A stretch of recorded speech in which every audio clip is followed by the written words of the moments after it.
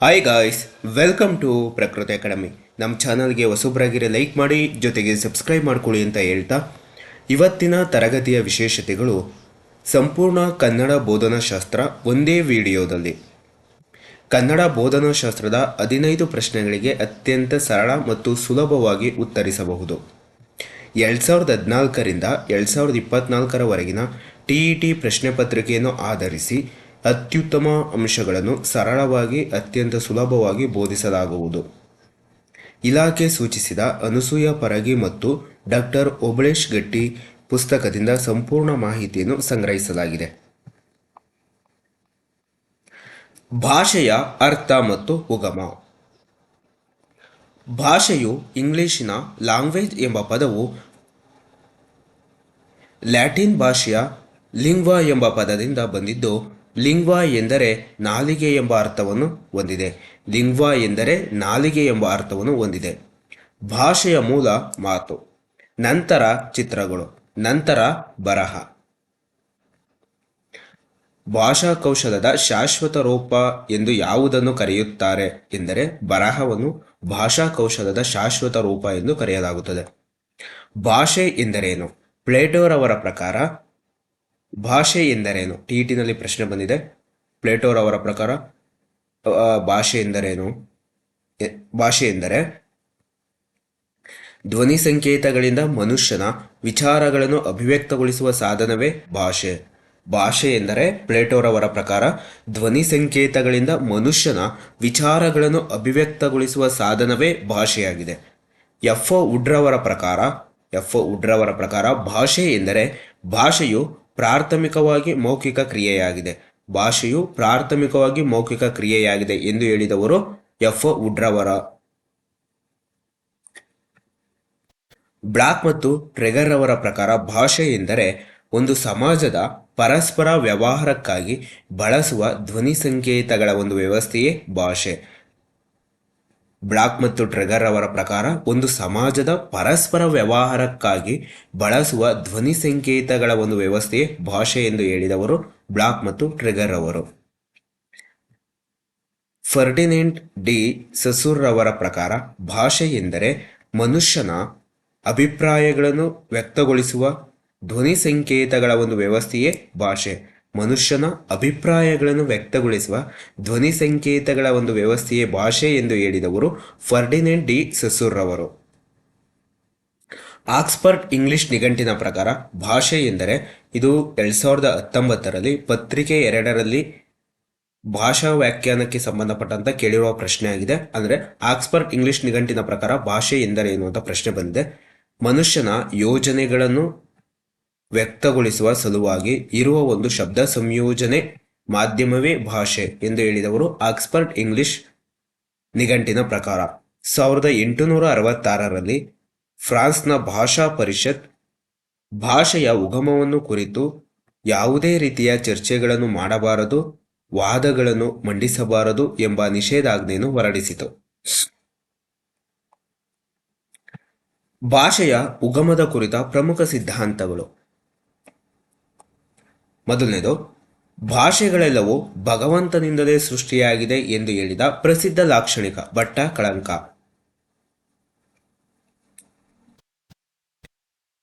ಭಾಷೆಗಳೆಲ್ಲವೂ ಭಗವಂತನಿಂದಲೇ ಸೃಷ್ಟಿಯಾಗಿದೆ ಎಂದು ಹೇಳಿದ ಪ್ರಸಿದ್ಧ ಲಾಕ್ಷಣಿಕ ಭಟ್ಟ ಕಳಂಕ. ಎರಡನೇದು, ಮಾನವನು ವಸ್ತುಗಳು ಮತ್ತು ಪ್ರಾಣಿ ಪಕ್ಷಿಗಳ ಶಬ್ದಗಳನ್ನು ಅನುಕರಿಸಲು ಮಾಡಿದ ಪ್ರಯತ್ನವೇ ಭಾಷೆ ಎಂದು ಹೇಳಿದವರು ಲಿಬ್ನಿಜ್ ರವರು. ಸಜ್ಞ ಭಾಷಾವಾದದ ಪ್ರತಿಪಾದಕರು ಉಂಟ್ರವರು. TETನಲ್ಲಿ ಪ್ರಶ್ನೆ ಬಂದಿದೆ. ಸಜ್ಞ ಭಾಷಾವಾದದ ಪ್ರತಿಪಾದಕರು ಉಂಟ್ರವರು. ನಾಲ್ಕನೇದು, ಶ್ರಮಪೂರ್ಣ ಕೆಲಸ ಮಾಡುವಾಗ ಹೊರಹೊಮ್ಮಿಸುವ ನಿಟ್ಟುಸಿರಿನಿಂದ ಉಗಮವಾಗಿದೆ ಎಂದು ನಂಬುವ ಸಿದ್ಧಾಂತ. ಈ ಸಿದ್ಧಾಂತದ ಪ್ರತಿಪಾದಕರು ನಾಯಿರೇರವರು. ಐದನೇದು, ಆದಿಮಾನವರ ಭಾಷೆಯು ಮೊದಲು ಸಂಗೀತದ ರೀತಿ ಪ್ರಾರಂಭವಾಗಿ ನಂತರ ಮಾತುಗಳು, ಅಕ್ಷರಗಳು ಮೂಡಿ ಬಂದಿವೆ ಎಂಬುವುದು ಯಾವ ಸಿದ್ಧಾಂತದ ವಾದವಾಗಿದೆ? ಇದಕ್ಕೆ ಆನ್ಸರ್ ಸಂಗೀತ ಸಿದ್ಧಾಂತದ ವಾದವಾಗಿದೆ. ಆರನೇದು, ಇದು ತುಂಬಾ ಇಂಪಾರ್ಟೆಂಟು, TETನಲ್ಲಿ ಬಹಳಷ್ಟು ಬಾರಿ ಪುನರಾವರ್ತನೆಯಾಗಿರುವ ಒಂದು ಪ್ರಶ್ನೆಯಾಗಿದೆ. ಭಾಷಾಶಾಸ್ತ್ರಜ್ಞರು ಯಾವ ವಾದವನ್ನು ಡಿಂಗ್ ಡಾಂಗ್ ವಾದ ಎಂದು ಕರೆದಿದ್ದಾರೆ? ಆನ್ಸರು ನಾದತತ್ವವಾದ. ಭಾಷಾಶಾಸ್ತ್ರಜ್ಞರು ಯಾವ ವಾದವನ್ನು ಡಿಂಗ್ಡಾಂಗ್ ವಾದ ಎಂದು ಕರೆದಿದ್ದಾರೆ ಎಂದರೆ ನಾದತತ್ವವಾದವನ್ನು ಭಾಷಾಶಾಸ್ತ್ರಜ್ಞರು ಡಿಂಗ್ಡಾಂಗ್ ವಾದ ಎಂದು ಕರೆದಿದ್ದಾರೆ. 7ನೇದು, ಜಗತ್ತಿನ ವಿವಿಧ ಭಾಷೆ ಉಪಭಾಷೆಗಳು ಒಂದೇ ಭಾಷೆಯಿಂದ ಕಾವಲೊಡೆದು ವಿಕಾಸಗೊಂಡಿವೆ ಎನ್ನುವುದೇ ಈ ವಂಶವೃಕ್ಷ ಸಿದ್ಧಾಂತವಾಗಿದೆ.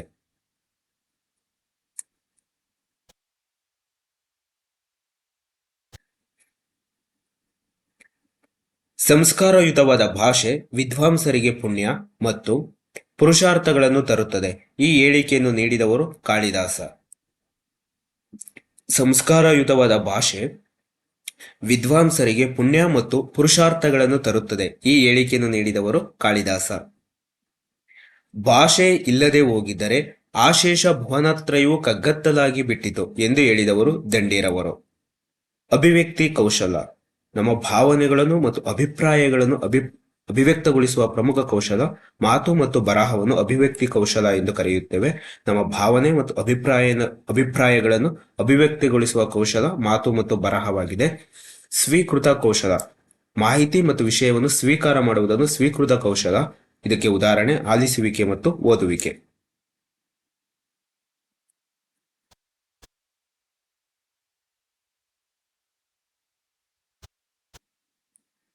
ಭಾಷೆಯ ಸ್ವರೂಪ ಅಥವಾ ಭಾಷೆಯ ಲಕ್ಷಣಗಳು. ಭಾಷೆಯು ಧ್ವನಿ ಸಂಕೇತಗಳ ಯಾದೃಚ್ಛಿಕ ವ್ಯವಸ್ಥೆಯಾಗಿದೆ. ಭಾಷೆ ಏನಾಗಿದೆ? ಧ್ವನಿ ಸಂಕೇತಗಳ ಯಾದೃಚ್ಛಿಕ ವ್ಯವಸ್ಥೆಯಾಗಿದೆ. ಭಾಷೆ ಒಂದು ಕೌಶಲ. ಭಾಷೆ ಯಾವಾಗಲೂ ಕೂಡ ಒಂದು ಕೌಶಲವಾಗಿದೆ. ಭಾಷೆಯು ಧ್ವನಿ ಸಂಕೇತಗಳ ಅರ್ಥಬದ್ಧ ವ್ಯವಸ್ಥೆಯಾಗಿದೆ. ಭಾಷೆಯು ಸಾಮಾಜಿಕ ಸಂಪರ್ಕ ಸಾಧನವಾಗಿದೆ. ಒಂದು ಸಮಾಜದಲ್ಲಿ ನಾವು ಬೇರೆ ವ್ಯಕ್ತಿಗಳೊಡನೆ ಮಾತಾಡಬೇಕು ಅಂದ್ರೆ ಭಾಷೆಯನ್ನು ಒಂದು ಸಾಮಾಜಿಕ ಸಂಪರ್ಕ ಸಾಧನವನ್ನಾಗಿ ಬಳಸ್ತಾ ಹೋಗ್ತೀವಿ. ಸಮಾಜದಲ್ಲಿ ಭಾಷೆನು ವ್ಯವಹಾರಕ್ಕಾಗಿರುವುದು, ಬೇರೆಯವ್ರ ಜೊತೆ ಪರಸ್ಪರ ಮಾತುಕತೆಗಾಗಿರುವುದು, ಯಾವುದೇ ವಿಚಾರಕ್ಕೂ ಕೂಡ ಭಾಷೆಯನ್ನು ಸಮಾಜದಲ್ಲಿ ನಾವು ಸಂಪರ್ಕ ಸಾಧನವನ್ನಾಗಿ ಬಳಸ್ತೀವಿ. ಭಾಷೆಯು ಸ್ವೀಕೃತಿ ಮತ್ತು ಉತ್ಪಾದನೆಯ ಗುಣವನ್ನು ಹೊಂದಿದೆ. ಭಾಷೆಯು ನಿರಂತರವಾದ ಪರಿವರ್ತನಾಶೀಲವಾದದ್ದು. ಭಾಷೆಯು ನಿರಂತರವಾಗಿ ಪರಿವರ್ತನಾಶೀಲತೆಯನ್ನು ಹೊಂದಿದೆ. ಭಾಷೆಯು ಅಭಿವ್ಯಕ್ತಿ ಹಾಗೂ ವಿಕಾಸನ ಸಾಧನವಾಗಿದೆ. ಯಾವುದೇ ಒಂದು ಭಾಷೆಯನ್ನು ಕೂಡ ಭಾವನೆ ಮತ್ತು ಅಭಿಪ್ರಾಯಗಳನ್ನು ಅಭಿವ್ಯಕ್ತಗೊಳಿಸಿದಾಗ ಅದು ಭಾಷೆ ಒಂದು ವಿಕಾಸದ ಸಾಧನವಾಗುತ್ತೆ. ಭಾಷೆಯು ಅನುಕರಣೆಯಿಂದ ಮೂಡಿದೆ.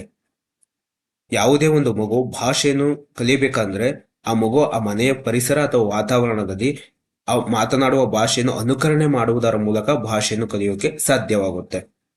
ಭಾಷೆ ದೈವದತ್ತವಲ್ಲ, ಅದು ಮಾನವ ನಿರ್ಮಿತ. ಭಾಷೆ ದೇವರಿಂದ ಬಂದಿಲ್ಲ, ಅದು ಮಾನವ ತನ್ನ ಅಭ್ಯಾಸದ ಮೂಲಕ ಅನುಕರಣೆ ಮೂಲಕ ಭಾಷೆ ಬಂದಿರುತ್ತೆ. ಅಭ್ಯಾಸದಿಂದ ಭಾಷೆಯು ಸುಸ್ಪಷ್ಟವಾಗುತ್ತದೆ ಮತ್ತು ಬೆಳೆಯುತ್ತದೆ. ಭಾಷೆಯು ಆಲೋಚನೆಯ ಸಾಧನ ಎಂದು ಹೇಳಿದವರು ನೋಮ್ ಚಾಮ್ಸ್ಕಿ. ಟಿಟಿನಲ್ಲಿ ಪ್ರಶ್ನೆ ಬಂದಿದೆ. ಭಾಷೆಯು ಆಲೋಚನೆಯ ಸಾಧನ ಎಂದು ಹೇಳಿದವರು ನೋಮ್ ಚಾಮ್ಸ್ಕಿರವರು. ಭಾಷೆಯು ಕ್ರಮಬದ್ಧವಾಗಿ ಮತ್ತು ಅರ್ಥಪೂರ್ಣವಾಗಿರುತ್ತದೆ. ಭಾಷೆಯು ಸಂಸ್ಕೃತಿಯ ವಾಹಕವಾಗಿದೆ. ಭಾಷೆಯು ಪ್ರಾವೀಣ್ಯತೆಯಿಂದ ಕೂಡಿದೆ.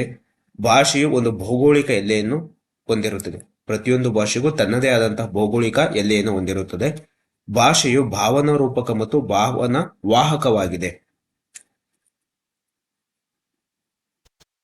ಇವೆಲ್ಲವೂ ಕೂಡ ಭಾಷಾ ಸ್ವರೂಪ ಅಥವಾ ಭಾಷಾ ಲಕ್ಷಣಗಳಿಗೆ ಸಂಬಂಧಪಟ್ಟಂತ ಮಾಹಿತಿಯಾಗಿದೆ. ಭಾಷಾ ಕೌಶಲಗಳು. ಭಾಷೆಯು ಧ್ವನಿ ಸಂಕೇತಗಳ ಒಂದು ಸಂಕೀರ್ಣ ವ್ಯವಸ್ಥೆ ಹಾಗೂ ಸೂಕ್ಷ್ಮವಾದ ಕೌಶಲವಾಗಿದೆ. ಭಾಷಾ ಕಲಿಕೆಯಲ್ಲಿ ಮುಖ್ಯವಾಗಿ 4 ಪ್ರಮುಖ ಕೌಶಲಗಳಿವೆ. ಮೊದಲನೇದು ಆಲಿಸುವಿಕೆ. ಆಲಿಸುವಿಕೆ ಭಾಷೆಯ ಮೂಲ ಕೌಶಲ ಅಥವಾ ಭಾಷೆಯ ಮೊದಲ ಕೌಶಲ ಆಲಿಸುವಿಕೆಯಾಗಿದೆ. 2ನೇದು ಮಾತನಾಡುವಿಕೆ. 3 ಓದುವಿಕೆ. 4ನೇದು ಬರವಣಿಗೆ. ಬರವಣಿಗೆ ಎಂಬುದು ಭಾಷೆಯ ಶಾಶ್ವತ ಕೌಶಲವಾಗಿದೆ. ಟಿಟಿನಲ್ಲಿ ಪ್ರಶ್ನೆ ಬಂದಿದೆ. ಭಾಷೆಯ ಶಾಶ್ವತ ಕೌಶಲ ಯಾವುದು ಅಂದ್ರೆ ಬರವಣಿಗೆ ಭಾಷೆಯ ಶಾಶ್ವತ ಕೌಶಲವಾಗಿದೆ. ಪ್ರಮುಖವಾಗಿ ಭಾಷಾ ಕೌಶಲದಲ್ಲಿ ಮುಖ್ಯವಾಗಿ 4 ಕೌಶಲಗಳು ಕಂಡುಬರುತ್ತವೆ. ಮೊದಲನೇದು ಆಲಿಸುವಿಕೆ. ಇದು ಭಾಷೆಯ ಮೊದಲ ಕೌಶಲ ಅಥವಾ ಮೂಲ ಕೌಶಲವಾಗಿದೆ. 2ನೇದು ಮಾತನಾಡುವಿಕೆ. 3 ಓದುವಿಕೆ. 4ನೇದು ಬರವಣಿಗೆ. ಬರವಣಿಗೆಯು ಭಾಷೆಯ ಶಾಶ್ವತ ಕೌಶಲವಾಗಿದೆ.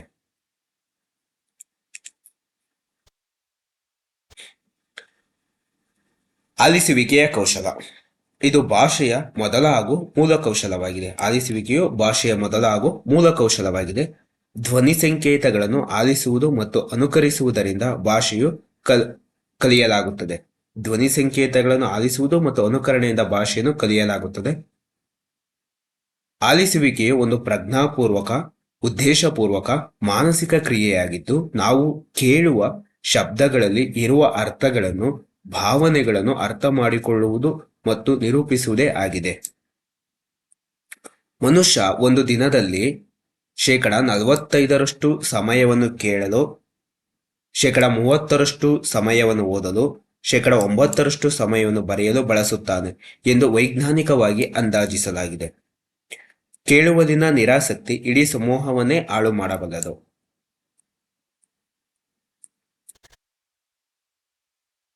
ಆಲಿಸುವಿಕೆಯಲ್ಲಿ ಕಂಡುಬರುವ ಸಾಮಾನ್ಯ ದೋಷಗಳು. ಪ್ರಮುಖವಾಗಿ ಮೊದಲನೇದು ಮಾನಸಿಕ ಸಿದ್ಧತೆ ಇಲ್ಲದೆ ಆಲಿಸುವುದು. ಮಾನಸಿಕ ಸಿದ್ಧತೆ ಇಲ್ಲದೆ ಆಲಿಸುವುದರಿಂದ ಭಾಷಾ ದೋಷಗಳು ಕಂಡುಬರುತ್ತೆ. ಜೊತೆಗೆ ಭಾಷೆಯು ಅಪೂರ್ಣತೆಯಿಂದಾಗುವ ದೋಷಗಳು. ವಿಷಯವನ್ನು ಅರ್ಧಬರ್ಧ ಕೇಳೋದು ಅಥವಾ ವಿಷಯವನ್ನು ಸ್ವಲ್ಪ ಕೇಳಿ ಇನ್ನು ಸ್ವಲ್ಪ ಬಿಡೋದನ್ನು ಇದರಿಂದ ಭಾಷೆ ಅಪೂರ್ಣತೆಯಿಂದಾಗುವ ದೋಷಗಳಾಗಿರುತ್ತೆ. ಅಪೂರ್ಣ ಕೇಳುವಿಕೆ, ದೈಹಿಕ ಆಯಾಸ ಮತ್ತು ಶ್ರವಣ ದೋಷಗಳು. ಕಿವಿಗೆ ಅಥವಾ ಶ್ರವಣ ದೋಷಕ್ಕೆ ಸಂಬಂಧಪಟ್ಟಾಗೆ ಸಮಸ್ಯೆಗಳಿದ್ರೆ ಭಾಷೆನ ಅವಾಗ ಸಂಪೂರ್ಣವಾಗಿ ಆಲಿಸುವುದಕ್ಕೆ ಸಾಧ್ಯ ಆಗೋದಿಲ್ಲ. ಆಲಿಸುವಿಕೆಯ ಸ್ಥಳ ಸಂದರ್ಭದಲ್ಲಿನ ಅಡಚಣೆಗಳು, ವ್ಯಕ್ತಿನಿಷ್ಠ ದೋಷಗಳು. ಆಲಿಸುವಿಕೆಯನ್ನು ಉತ್ತಮಪಡಿಸುವ ಕ್ರಮಗಳು. ಉದ್ದೇಶಪೂರ್ವಕವಾಗಿ ಪ್ರಚೋದನೆಗೊಂಡು ಆಲಿಸುವುದು, ಮಾನಸಿಕ ಏಕಾಗ್ರತೆಯಿಂದ ಕೇಳುವುದು, ಶಾರೀರಿಕ ಮಾನಸಿಕ ಆರೋಗ್ಯದ ಸ್ಥಿತಿಯಲ್ಲಿ ಆಲಿಸಬೇಕು, ವಸ್ತುನಿಷ್ಠವಾಗಿ ಆಲಿಸಬೇಕು, ಹೇಳುವವರನ್ನು ನೋಡುತ್ತಾ ಆತುರ ಪಡದೆ ಆಲಿಸಬೇಕು, ಸಹಜವಾಗಿ ಮತ್ತು ನಿರಂತರವಾಗಿ ಆಲಿಸಬೇಕು, ವಿಷಯವನ್ನು ಇಡಿಯಾಗಿ ಆಲಿಸಿ ಗ್ರಹಿಸಬೇಕು. ಯಾವುದೇ ವಿಷಯವನ್ನು ಬಿಡಿ ಬಿಡಿಯಾಗಿ ಆಲಿಸಬಾರದು. ವಿಷಯವನ್ನು ಸಮಗ್ರವಾಗಿ ಇಡಿಯಾಗಿ ಆಲಿಸಿ ಗ್ರಹಿಸಿದಾಗ ಉತ್ತಮ ಮಾತುಗಾರನಾಗಲು ಸಾಧ್ಯವಾಗುತ್ತೆ. ಆಲಿಸುತ್ತಾ ಗ್ರಹಿಸಬೇಕು, ಭಾಷಾ ಸಾಮರ್ಥ್ಯದೊಂದಿಗೆ ಆಲಿಸಬೇಕು, ಪೂರ್ವಾಗ್ರಹ ಪೀಡಿತನಾಗದೆ ಮುಕ್ತ ಮನಸ್ಸಿನಿಂದ ಆಲಿಸಬೇಕು.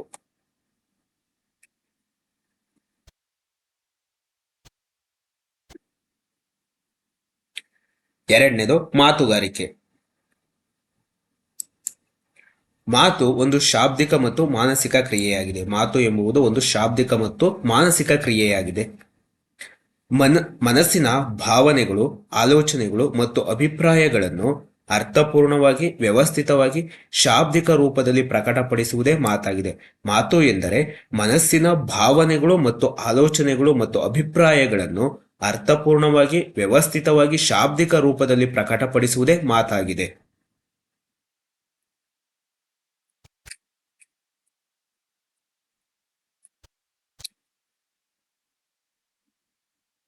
ಮಕ್ಕಳು ಸ್ಪಷ್ಟವಾಗಿ, ತರ್ಕಬದ್ಧವಾಗಿ, ನಿರ್ಭಯವಾಗಿ, ಸ್ವಇಚ್ಛೆಯಿಂದ ಕೇಳುವವರಿಗೆ ಹಿತವಾಗುವಂತೆ ಮತ್ತು ಸ್ಪಷ್ಟವಾಗಿ ಅರ್ಥವಾಗುವಂತೆ ಕಲಿತು ಮತ್ತು ತಿಳಿದ ವಿಷಯಗಳನ್ನು ಅಭಿವ್ಯಕ್ತಿ ಮಾಡಲು ಭಾಷಾಭ್ಯಾಸದಲ್ಲಿ ಕೈಗೊಳ್ಳುವ ಕ್ರಿಯಾ ಚಟುವಟಿಕೆಗಳನ್ನು ಮಾತುಗಾರಿಕೆಯ ಕೌಶಲ ಎನ್ನುವರು.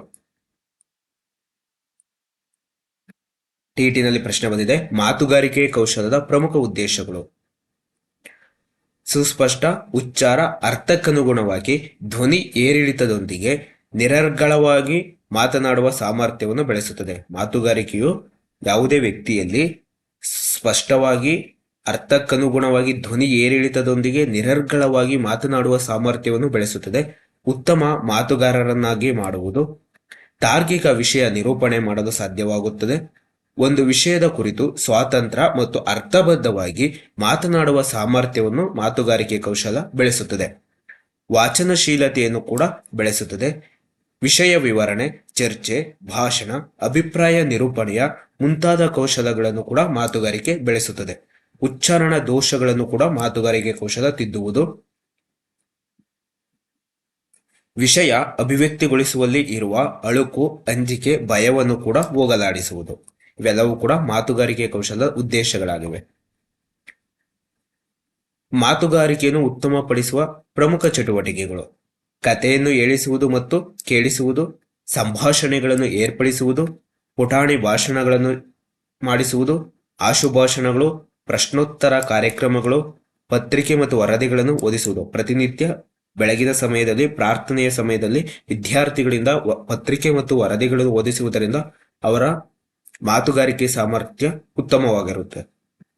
ಏಕಪಾತ್ರಾಭಿನಯ, ಬಹುಪಾತ್ರಾಭಿನಯ, ಗಾಯನಗಳು, ಚಿತ್ರಪಟಗಳ ಮೂಲಕ ಮಾತನಾಡುವುದನ್ನು ಕಲಿಸುವುದು, ಕ್ರೀಡೆಗಳು ಮತ್ತು ನಾಟಕ ಅಭ್ಯಾಸಗಳು, ಗಟ್ಟಿ ವಾಚನದ ಅಭ್ಯಾಸಗಳು. ಮಾತುಗಾರಿಕೆಯನ್ನು ಉತ್ತಮಪಡಿಸುವ ಚಟುವಟಿಕೆಗಳು. ಮೊದಲನೇದು ಕಥಾ ನಿರೂಪಣೆ. ಭಾಷಾ ಬೋಧಕ ತರಗತಿಯಲ್ಲಿ ಸೂಕ್ತ ಕಥೆಗಳನ್ನು ಹೇಳಿ ಮರುದಿನ ಅವುಗಳನ್ನು ಮಕ್ಕಳಿಂದ ಹೇಳಿಸುವುದರಿಂದ ಮಕ್ಕಳ ಅಭಿವ್ಯಕ್ತಿ ಸಾಮರ್ಥ್ಯ ಹೆಚ್ಚುತ್ತದೆ. ಭಾಷಾ ಬೋಧಕ ತರಗತಿಯಲ್ಲಿ ಇರುವಂತ ಶಿಕ್ಷಕ ಏನ್ ಮಾಡ್ಬೇಕು ಅಂದ್ರೆ, ಇವತ್ತು ಕಥೆಯನ್ನು ಹೇಳಿ ಮರುದಿನ ವಿದ್ಯಾರ್ಥಿಗಳಿಂದ ಆ ಕಥೆಯನ್ನು ಪುನರಾವರ್ತನೆ ಮಾಡುವುದರಿಂದ ಅಥವಾ ಕಥೆಯನ್ನು ಹೇಳಿಸುವುದರಿಂದ ಮಕ್ಕಳಲ್ಲಿ ಏನಾಗುತ್ತೆ ಅಂದ್ರೆ ಭಾಷಾ ಸಾಮರ್ಥ್ಯ ಅಭಿವೃದ್ಧಿ ಆಗುತ್ತದೆ, ವೃದ್ಧಿ ಆಗುತ್ತದೆ. ಎರಡನೇದು ಉಪನ್ಯಾಸ. ಶಾಲೆಗಳಲ್ಲಿ ವಿದ್ವಾಂಸರಿಂದ ಉಪನ್ಯಾಸಗಳನ್ನು ಏರ್ಪಡಿಸುವುದರಿಂದ ಮಕ್ಕಳು ಅವರನ್ನು ಅನುಕರಣೆ ಮಾಡಿ ಅವರುಗಳ ಕೂಡ ಅವರಂತೆ ಅನುಕರಿಸುತ್ತಾ ಬಾಯ್ದರಿಯಾಗಿ ಹೇಳುತ್ತಾ ಹೋದಂತೆ ಮಾತುಗಾರಿಕೆ ಏನಾಗುತ್ತೆ, ಉತ್ತಮವಾಗಿರುತ್ತೆ.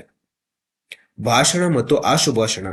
ಮೊದಲೇ ಕೊಟ್ಟ ಆ ವಿಷಯದ ಬಗ್ಗೆ ಮಕ್ಕಳೇ ತಯಾರಾಗಿ ಬಂದು ಸಭೆಯ ಮುಂದೆ ಪ್ರತಿಪಾದನೆ ಮಾಡಬಹುದಾದ ವಿಷಯವನ್ನೇ ಭಾಷಣ ಎನ್ನುವರು. ಆಶುಭಾಷಣಗಳನ್ನು ಕಿರುಭಾಷಣ ಎಂದು ಕರೆಯಲಾಗುತ್ತದೆ. 4 ರಿಂದ 5 ನಿಮಿಷಗಳ ಕಾಲ ಚೀಟಿಯಲ್ಲಿರುವ ಯಾವುದೇ ಒಂದು ವಿಷಯದ ಬಗ್ಗೆ ಅದೇ ಕ್ಷಣಗಳಲ್ಲಿ ಅದೇ ಸಮಯ ಅಥವಾ ಸಂದರ್ಭದಲ್ಲಿ ಮಾತನಾಡುವುದೇ ಆಶುಭಾಷಣವಾಗಿದೆ.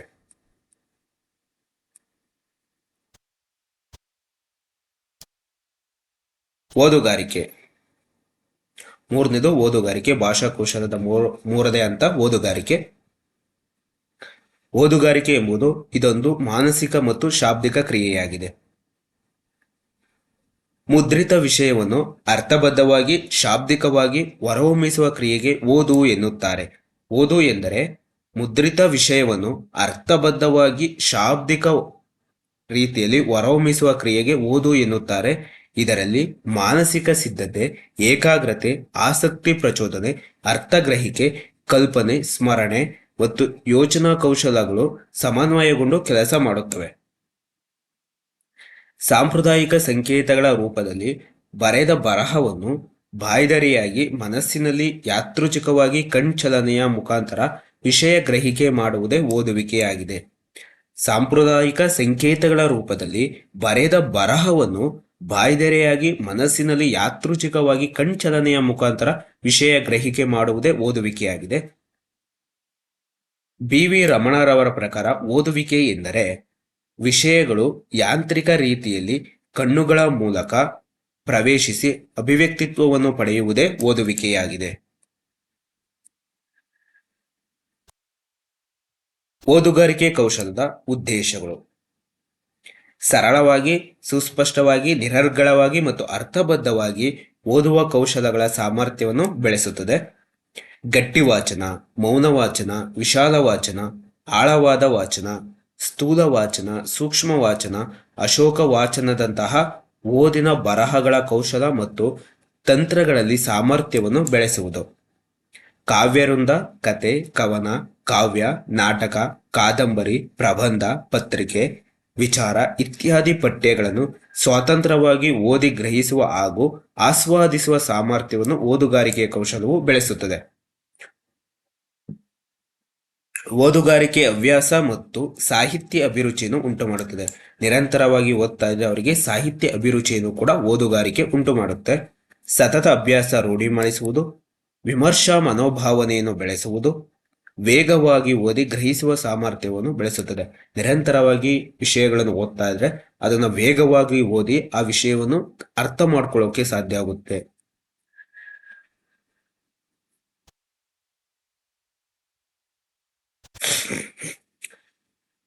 ಓದುಗಾರಿಕೆ ಕೌಶಲದ ಪ್ರಮುಖ ಉದ್ದೇಶಗಳು: ಮಾತುಗಾರಿಕೆಯನ್ನು ಪೋಷಿಸುವುದು, ಶಬ್ದ ಭಂಡಾರವನ್ನು ಅಧಿಕಗೊಳಿಸುವುದು, ಅರ್ಥಗ್ರಹಣ ಶಕ್ತಿಯನ್ನು ಬೆಳೆಸುವುದು, ಜ್ಞಾಪಕ ಶಕ್ತಿಯನ್ನು ಬೆಳೆಸುವುದು, ಕಾಲಹರಣ ನಿಯಂತ್ರಿಸಿ ಸದುಪಯೋಗ ಭಾವನೆಯನ್ನು ಬೆಳೆಸುವುದು, ಓದುವ ಶೈಲಿಯನ್ನು ಉತ್ತಮಗೊಳಿಸುವುದು, ಸ್ಪಷ್ಟ ಉಚ್ಚಾರಣಾ ಸಾಮರ್ಥ್ಯವನ್ನು ಬೆಳೆಸುವುದು, ಧ್ವನ್ಯಂಗಗಳನ್ನು ಪುಷ್ಟೀಕರಿಸುವುದು. ಇವೆಲ್ಲವೂ ಕೂಡ ಓದುಗಾರಿಕೆಯ ಕೌಶಲದ ಉದ್ದೇಶಗಳಾಗಿವೆ.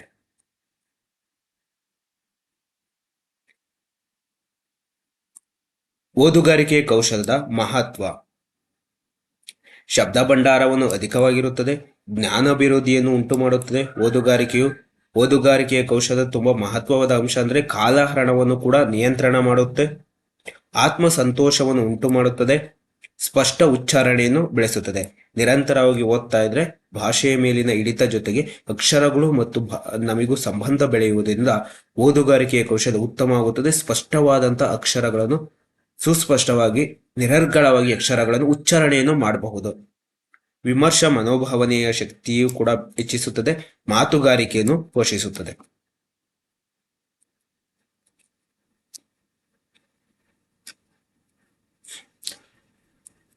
ಓದುವಿಕೆಯ ಪ್ರಕಾರಗಳು.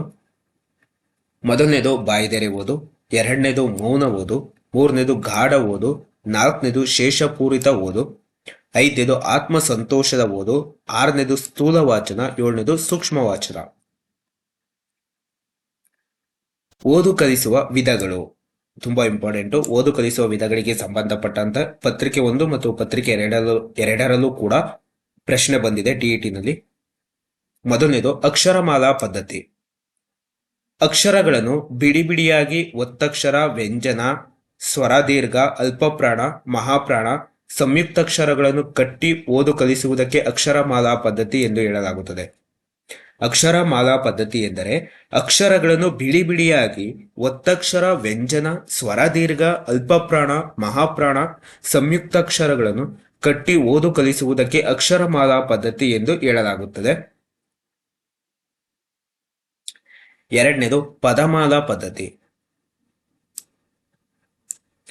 ಪದಗಳ ಮೂಲಕ ಓದು ಕಲಿಸುವುದನ್ನು ಅಕ್ಷರಮಾಲಾ ಪದ್ಧತಿಯಿಂದ ಅಕ್ಷರಗಳನ್ನು ಒಂದೊಂದಾಗಿ ಬಿಡಿಸಿ ಉಚ್ಚಾರಣೆ ಮಾಡಿ ಓದು ಕಲಿಸುವುದಾದರೆ, ಪದಮಾಲಾ ಪದ್ಧತಿಯಲ್ಲಿ ಅಕ್ಷರಗಳನ್ನು ಒಂದೇ ಸಾರಿ ಕೂಡಿಸಿ ಪದಗಳ ಮೂಲಕ ಓದುವುದನ್ನು ಕಲಿಸುವುದು ಪದಮಾಲಾ ಪದ್ಧತಿಯಾಗಿದೆ. ಪದಮಾಲಾ ಪದ್ಧತಿಯನ್ನು ಕೆಲವರು ಮನೋಶಾಸ್ತ್ರೀಯ ಓದು ಎಂದು ಕರೆದಿದ್ದಾರೆ.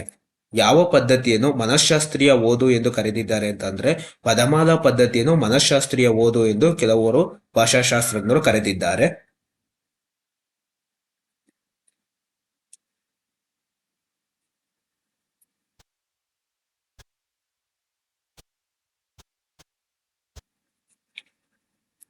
ಮೂರನೇದು ವಾಕ್ಯಮಾಲಾ ಪದ್ಧತಿ.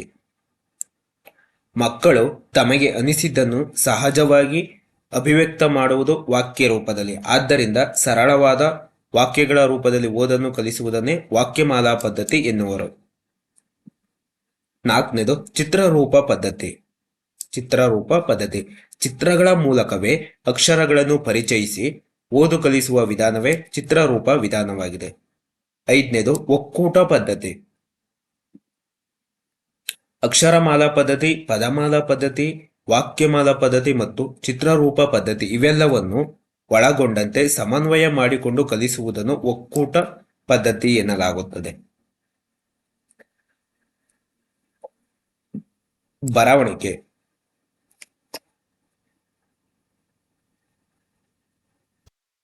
ಭಾಷಾ ಕೌಶಲದ ಶಾಶ್ವತ ರೂಪ ಬರವಣಿಗೆ. ಭಾಷಾ ಕೌಶಲದ 4ನೇ ಹಂತ ಬರವಣಿಗೆಯಾಗಿದೆ. ಇದು ಭಾಷಾ ಕೌಶಲಗಳ ಕೊನೆಯ ಮತ್ತು ಭಾಷೆಯ ಶಾಶ್ವತ ಕೌಶಲವಾಗಿದೆ. ಭಾಷೆಯ ಲಿಪಿ ಸಂಕೇತಗಳ ಮೂರ್ತ ರೂಪವೇ ಬರಹವಾಗಿದೆ.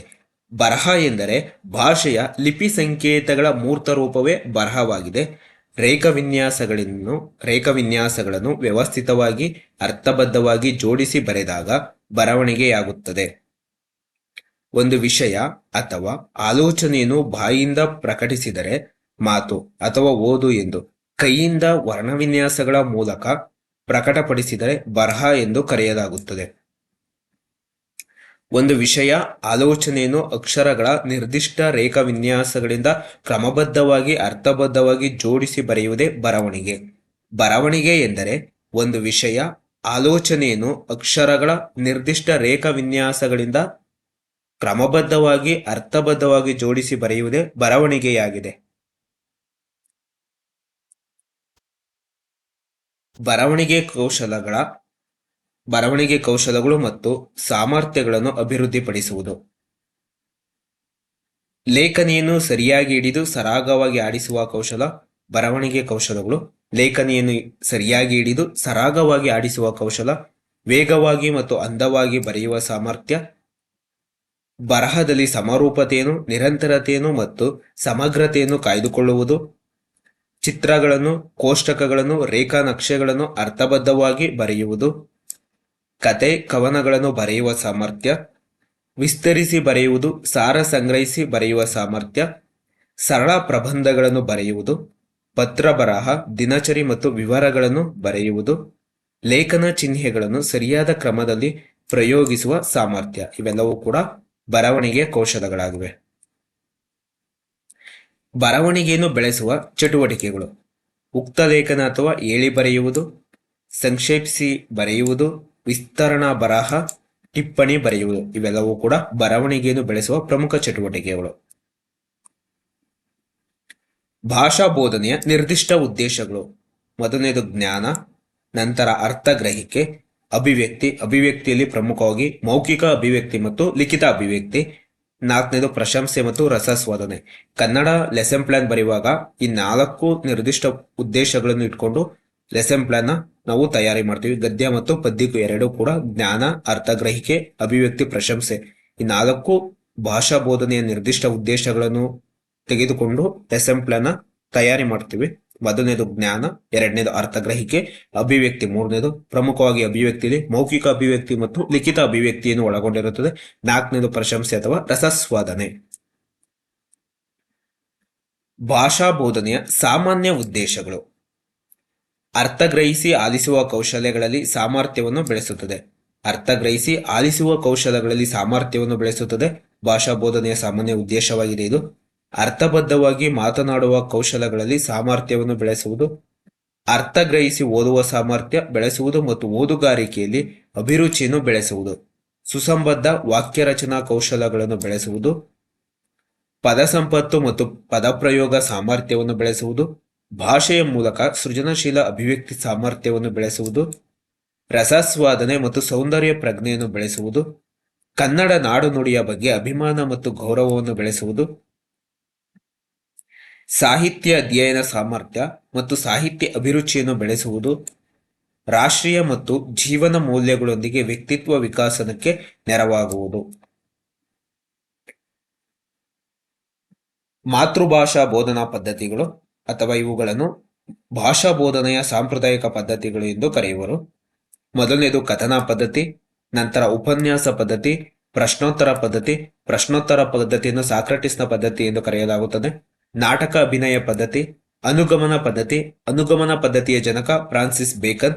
ನಿಗಮನ ಪದ್ಧತಿ, ನಿಗಮನ ಪದ್ಧತಿಯ ಪ್ರತಿಪಾದಕರ ಅರಿಸ್ಟಾಟಲ್ ಅನ್ನು ನಿಗಮನ ಪದ್ಧತಿಯ ಪ್ರತಿಪಾದಕ ಎಂದು ಕರೆಯಲಾಗುತ್ತದೆ. ಮೊದಲನೇದು ಕಥನ ಪದ್ಧತಿ.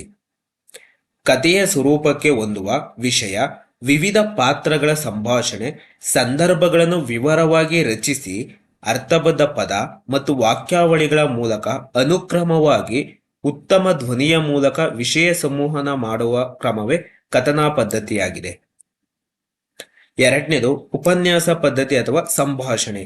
ವಿಷಯವೊಂದಕ್ಕೆ ಸಂಬಂಧಿಸಿದ ವಿವರಗಳನ್ನು ಓದಿಸುವುದು, ಚಟುವಟಿಕೆಗಳನ್ನು ಮೂಡಿಸುವುದು, ವಿಮರ್ಶಾತ್ಮಕ ಆಲೋಚನೆಯನ್ನು ಹುಟ್ಟಿಸುವುದಕ್ಕೂ ಆಸಕ್ತಿ ಮೂಡಿಸುವುದು ಅಥವಾ ಅಭಿಪ್ರಾಯಗಳನ್ನು ರೂಪಿಸುವುದು. ಅಧ್ಯಾಪಕರು ಪಾಠ ಮಾಡುವ ವಿಧಾನವೇ ಉಪನ್ಯಾಸ ವಿಧಾನವಾಗಿದೆ. ಮೂರನೇದು ಪ್ರಶ್ನೋತ್ತರ ಪದ್ಧತಿ, ತುಂಬಾ ಇಂಪಾರ್ಟೆಂಟ್ ಇದು. ಬೋಧಿಸುವ ವಿಷಯದ ಬಗ್ಗೆ ಪ್ರಶ್ನೆಗಳನ್ನು ಕೇಳುತ್ತಾ ಮಕ್ಕಳಿಂದ ಉತ್ತರ ಹೇಳಿಸುತ್ತಾ ವಿವರಿಸುತ್ತಾ ಅವರು ಗ್ರಹಿಸುವ ವಿಷಯ ಜ್ಞಾನವನ್ನು ವೃದ್ಧಿಸುವ, ಜ್ಞಾನವನ್ನು ತಿಳಿಸುವ ಕ್ರಮವೇ ಪ್ರಶ್ನೋತ್ತರ ಪದ್ಧತಿ. ಇದನ್ನು ಸಾಕ್ರಟಿಸ್ನ ಪದ್ಧತಿ ಎಂದು ಕರೆಯಲಾಗುತ್ತದೆ. ಪ್ರಶ್ನೋತ್ತರ ಪದ್ಧತಿಯನ್ನು ಸಾಕ್ರಟಿಸ್ನ ಪದ್ಧತಿ ಎಂದು ಕರೆಯಲಾಗುತ್ತದೆ. ಯಾವ ಪದ್ಧತಿಯನ್ನು ಸಾಕ್ರಟಿಸ್ನ ಪದ್ಧತಿ ಎಂದು ಕರೆಯಲಾಗುತ್ತದೆ ಎಂದು ಪ್ರಶ್ನೆ ಬಂದಿದೆ. ಪ್ರಶ್ನೋತ್ತರ ಪದ್ಧತಿಯನ್ನು ಸಾಕ್ರಟಿಸ್ನ ಪದ್ಧತಿ ಎಂದು ಕರೆಯಲಾಗುತ್ತದೆ. ನಾಲ್ಕನೇದು ನಾಟಕ ಅಭಿನಯ ಪದ್ಧತಿ.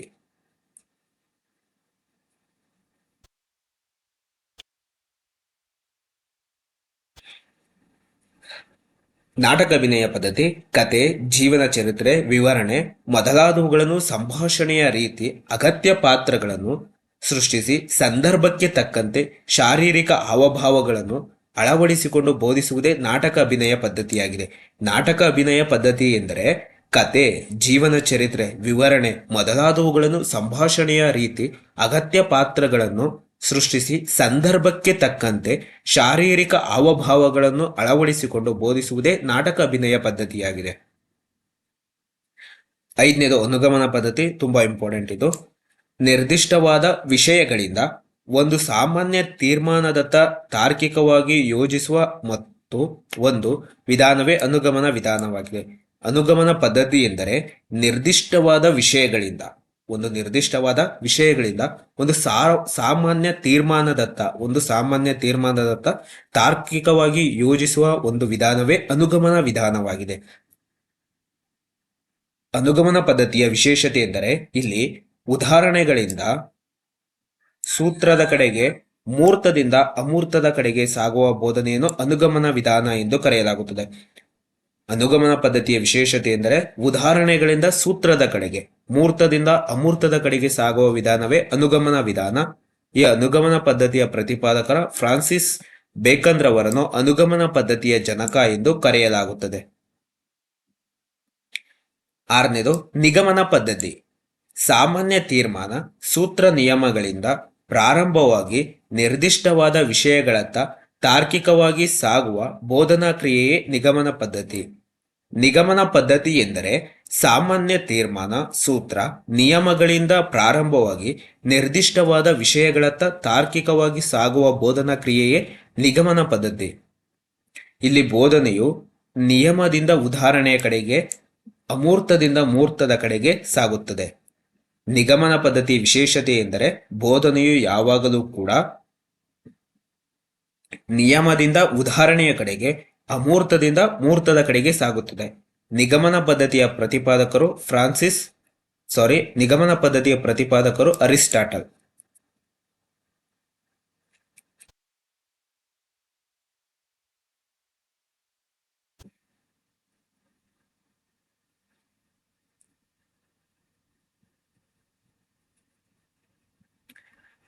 ಭಾಷಾ ಬೋಧನೆಯ ಆಧುನಿಕ ಪದ್ಧತಿಗಳು.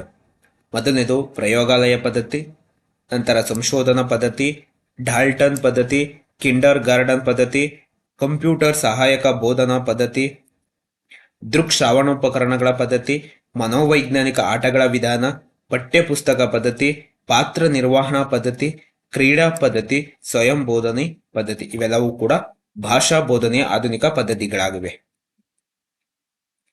ಭಾಷಾ ಬೋಧನೆಯ ಆಧುನಿಕ ಪದ್ಧತಿಗಳಲ್ಲಿ ಮೊದಲನೇದು ಕ್ರೀಡಾ ಪದ್ಧತಿ. ಬೋಧಿಸುವ ವಿಷಯಗಳನ್ನು ಆಟದ ಮೂಲಕ ಕಲಿಸಿಕೊಡುವುದೇ ಕ್ರೀಡಾ ಪದ್ಧತಿ. ಕ್ರೀಡಾ ಪದ್ಧತಿ ಎಂದರೆ ಬೋಧಿಸುವ ವಿಷಯಗಳನ್ನು ಆಟದ ಮೂಲಕ ಕಲಿಸಿಕೊಡುವುದೇ ಕ್ರೀಡಾ ಪದ್ಧತಿಯಾಗಿದೆ.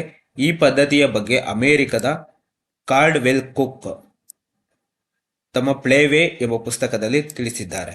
ಕ್ರೀಡಾ ಪದ್ಧತಿಯ ಬಗ್ಗೆ ಅಮೆರಿಕದ ಕಾರ್ಡ್ವೆಲ್ ಕುಕ್ ತಮ್ಮ ಪ್ಲೇವೇ ಎಂಬ ಪುಸ್ತಕದಲ್ಲಿ ತಿಳಿಸಿದ್ದಾರೆ. ಎರಡನೇದು ಕಿಂಡರ್ ಗಾರ್ಡನ್ ಪದ್ಧತಿ. ಫೆಡ್ರಿಕ್ ಪ್ರೊಬೆಲ್ನ ಬಾಲೋದ್ಯಾನ ಎಂದು ಕರೆಯಲಾಗುತ್ತದೆ. ಕಿಂಡರ್ ಗಾರ್ಡನ್ ಪದ್ಧತಿಯ ಪಿತಾಮಹ ಇವರು. 1827ರಲ್ಲಿ ಮೊದಲ ಕಿಂಡರ್ ಗಾರ್ಡನ್ ಶಾಲೆಯನ್ನು ಜರ್ಮನಿಯ ಬ್ಲಾಕೆನ್ಬರ್ಗ್ ಎಂಬಲ್ಲಿ ತೆರೆದರು. ಮೂರನೇದು ಮಂಡೆಸೂರಿ ಪದ್ಧತಿ. ಇಟಲಿಯ ಮಾರಿಯೋ ಮಂಡೆಸೂರಿ 1907ರಲ್ಲಿ 3ರಿಂದ 7 ವರ್ಷಗಳ ಮಕ್ಕಳಿಗಾಗಿ ಮಕ್ಕಳ ಮನೆ ಎಂಬ ವಿಶೇಷ ಶಾಲೆಯನ್ನು ತೆರೆದರು. ನಾಲ್ಕನೇದು ಮೇಲ್ವಿಚಾರಣಾ ಅಧ್ಯಯನ. ನಿರ್ದಿಷ್ಟ ವಿಷಯವೊಂದರ ಬಗ್ಗೆ ಶಿಕ್ಷಕರ ಮಾರ್ಗದರ್ಶನದಲ್ಲಿ ಸ್ವತಃ ವಿದ್ಯಾರ್ಥಿಗಳೇ ಅಧ್ಯಯನ ಮಾಡಿ ಕಲಿಯುವ ಚಟುವಟಿಕೆಯೇ ಮೇಲ್ವಿಚಾರಣಾ ಪದ್ಧತಿಯಾಗಿದೆ. ಐದನೇದು ಪಠ್ಯಪುಸ್ತಕ ಪದ್ಧತಿ. ಒಂದು ನಿರ್ದಿಷ್ಟ ಪಠ್ಯಪುಸ್ತಕದ ಸಹಾಯದಿಂದ ಜ್ಞಾನವನ್ನು ಕಲಿಸುವ ಕ್ರಮವೇ ಪಠ್ಯಪುಸ್ತಕ ಪದ್ಧತಿಯಾಗಿದೆ. ಆರನೇದು ಪಾತ್ರ ನಿರ್ವಹಣಾ ವಿಧಾನ. ಒಂದು ವಿಷಯ ಅಥವಾ ಸನ್ನಿವೇಶಕ್ಕೆ ತಕ್ಕಂತೆ ಪಾತ್ರಗಳನ್ನು ಸೃಷ್ಟಿಸಿ ಅಭಿನಯದ ಮೂಲಕ ಕಲಿಸುವುದೇ ಪಾತ್ರ ನಿರ್ವಹಣಾ ವಿಧಾನವಾಗಿದೆ. ಏಳನೇದು ಸ್ವಯಂ ಬೋಧಿನಿ ವಿಧಾನ. ಒಂದು ನಿರ್ದಿಷ್ಟ ಪಠ್ಯಾಂಶ, ಭಾಷಾಂಶಗಳಿಗೆ ಸಂಬಂಧಿಸಿದಂತೆ ವಿದ್ಯಾರ್ಥಿಗಳು ಸ್ವಯಂ ತಾವೇ ಸಾಧ್ಯವಾಗುವಂತೆ ನಿರ್ದೇಶನ, ಸೂಚನೆಗಳನ್ನು ಒಳಗೊಂಡಂತೆ ಕಲಿಕಾ ಸಾಹಿತ್ಯ ಸಾಮಗ್ರಿಗಳ ಮೂಲಕ ಸ್ವಯಂ ಕಲಿಕೆಯನ್ನು ಚಾಲನೆಗೊಳಿಸುವುದೇ ಸ್ವಯಂ ಬೋಧಿನಿ ವಿಧಾನವಾಗಿದೆ.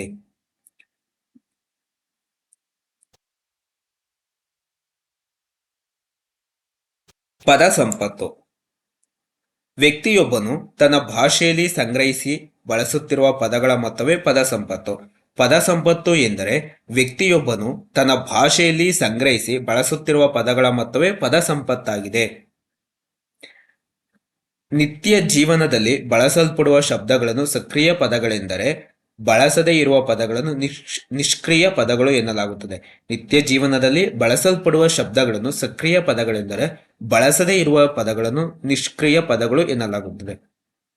5 ವರ್ಷದ ಮಗುವಿನಲ್ಲಿ 3,000 ಪದಗಳು, 14 ವರ್ಷದ ವಿದ್ಯಾರ್ಥಿಗಳಲ್ಲಿ 8,000 ರಿಂದ 10,000 ಪದಗಳಿರುತ್ತವೆ.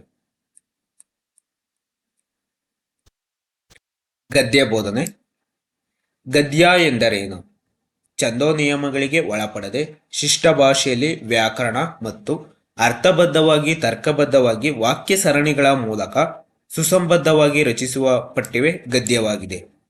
ಗದ್ಯವು ಒಂದು ವಿಷಯ, ಆಲೋಚನೆಯ ಪ್ರಸಂಗಗಳನ್ನು ಕುರಿತಂತೆ ಅರ್ಥಬದ್ಧ ವಾಕ್ಯಗಳ ಮೂಲಕ ಸುಸಂಬದ್ಧವಾಗಿ ರಚಿಸಲಾಗುತ್ತದೆ. ಗದ್ಯ ಎಂದರೆ ಛಂದೋ ನಿಯಮಗಳಿಗೆ ಒಳಪಡದೆ ಶಿಷ್ಟ ಭಾಷೆಯಲ್ಲಿ ವ್ಯಾಕರಣ ಮತ್ತು ಅರ್ಥಬದ್ಧವಾಗಿ ತರ್ಕಬದ್ಧವಾಗಿ ವಾಕ್ಯ ಸರಣಿಗಳ ಮೂಲಕ ಸುಸಂಬದ್ಧವಾಗಿ ರಚಿಸಿರುವ ಪಠ್ಯವೇ ಗದ್ಯವಾಗಿದೆ.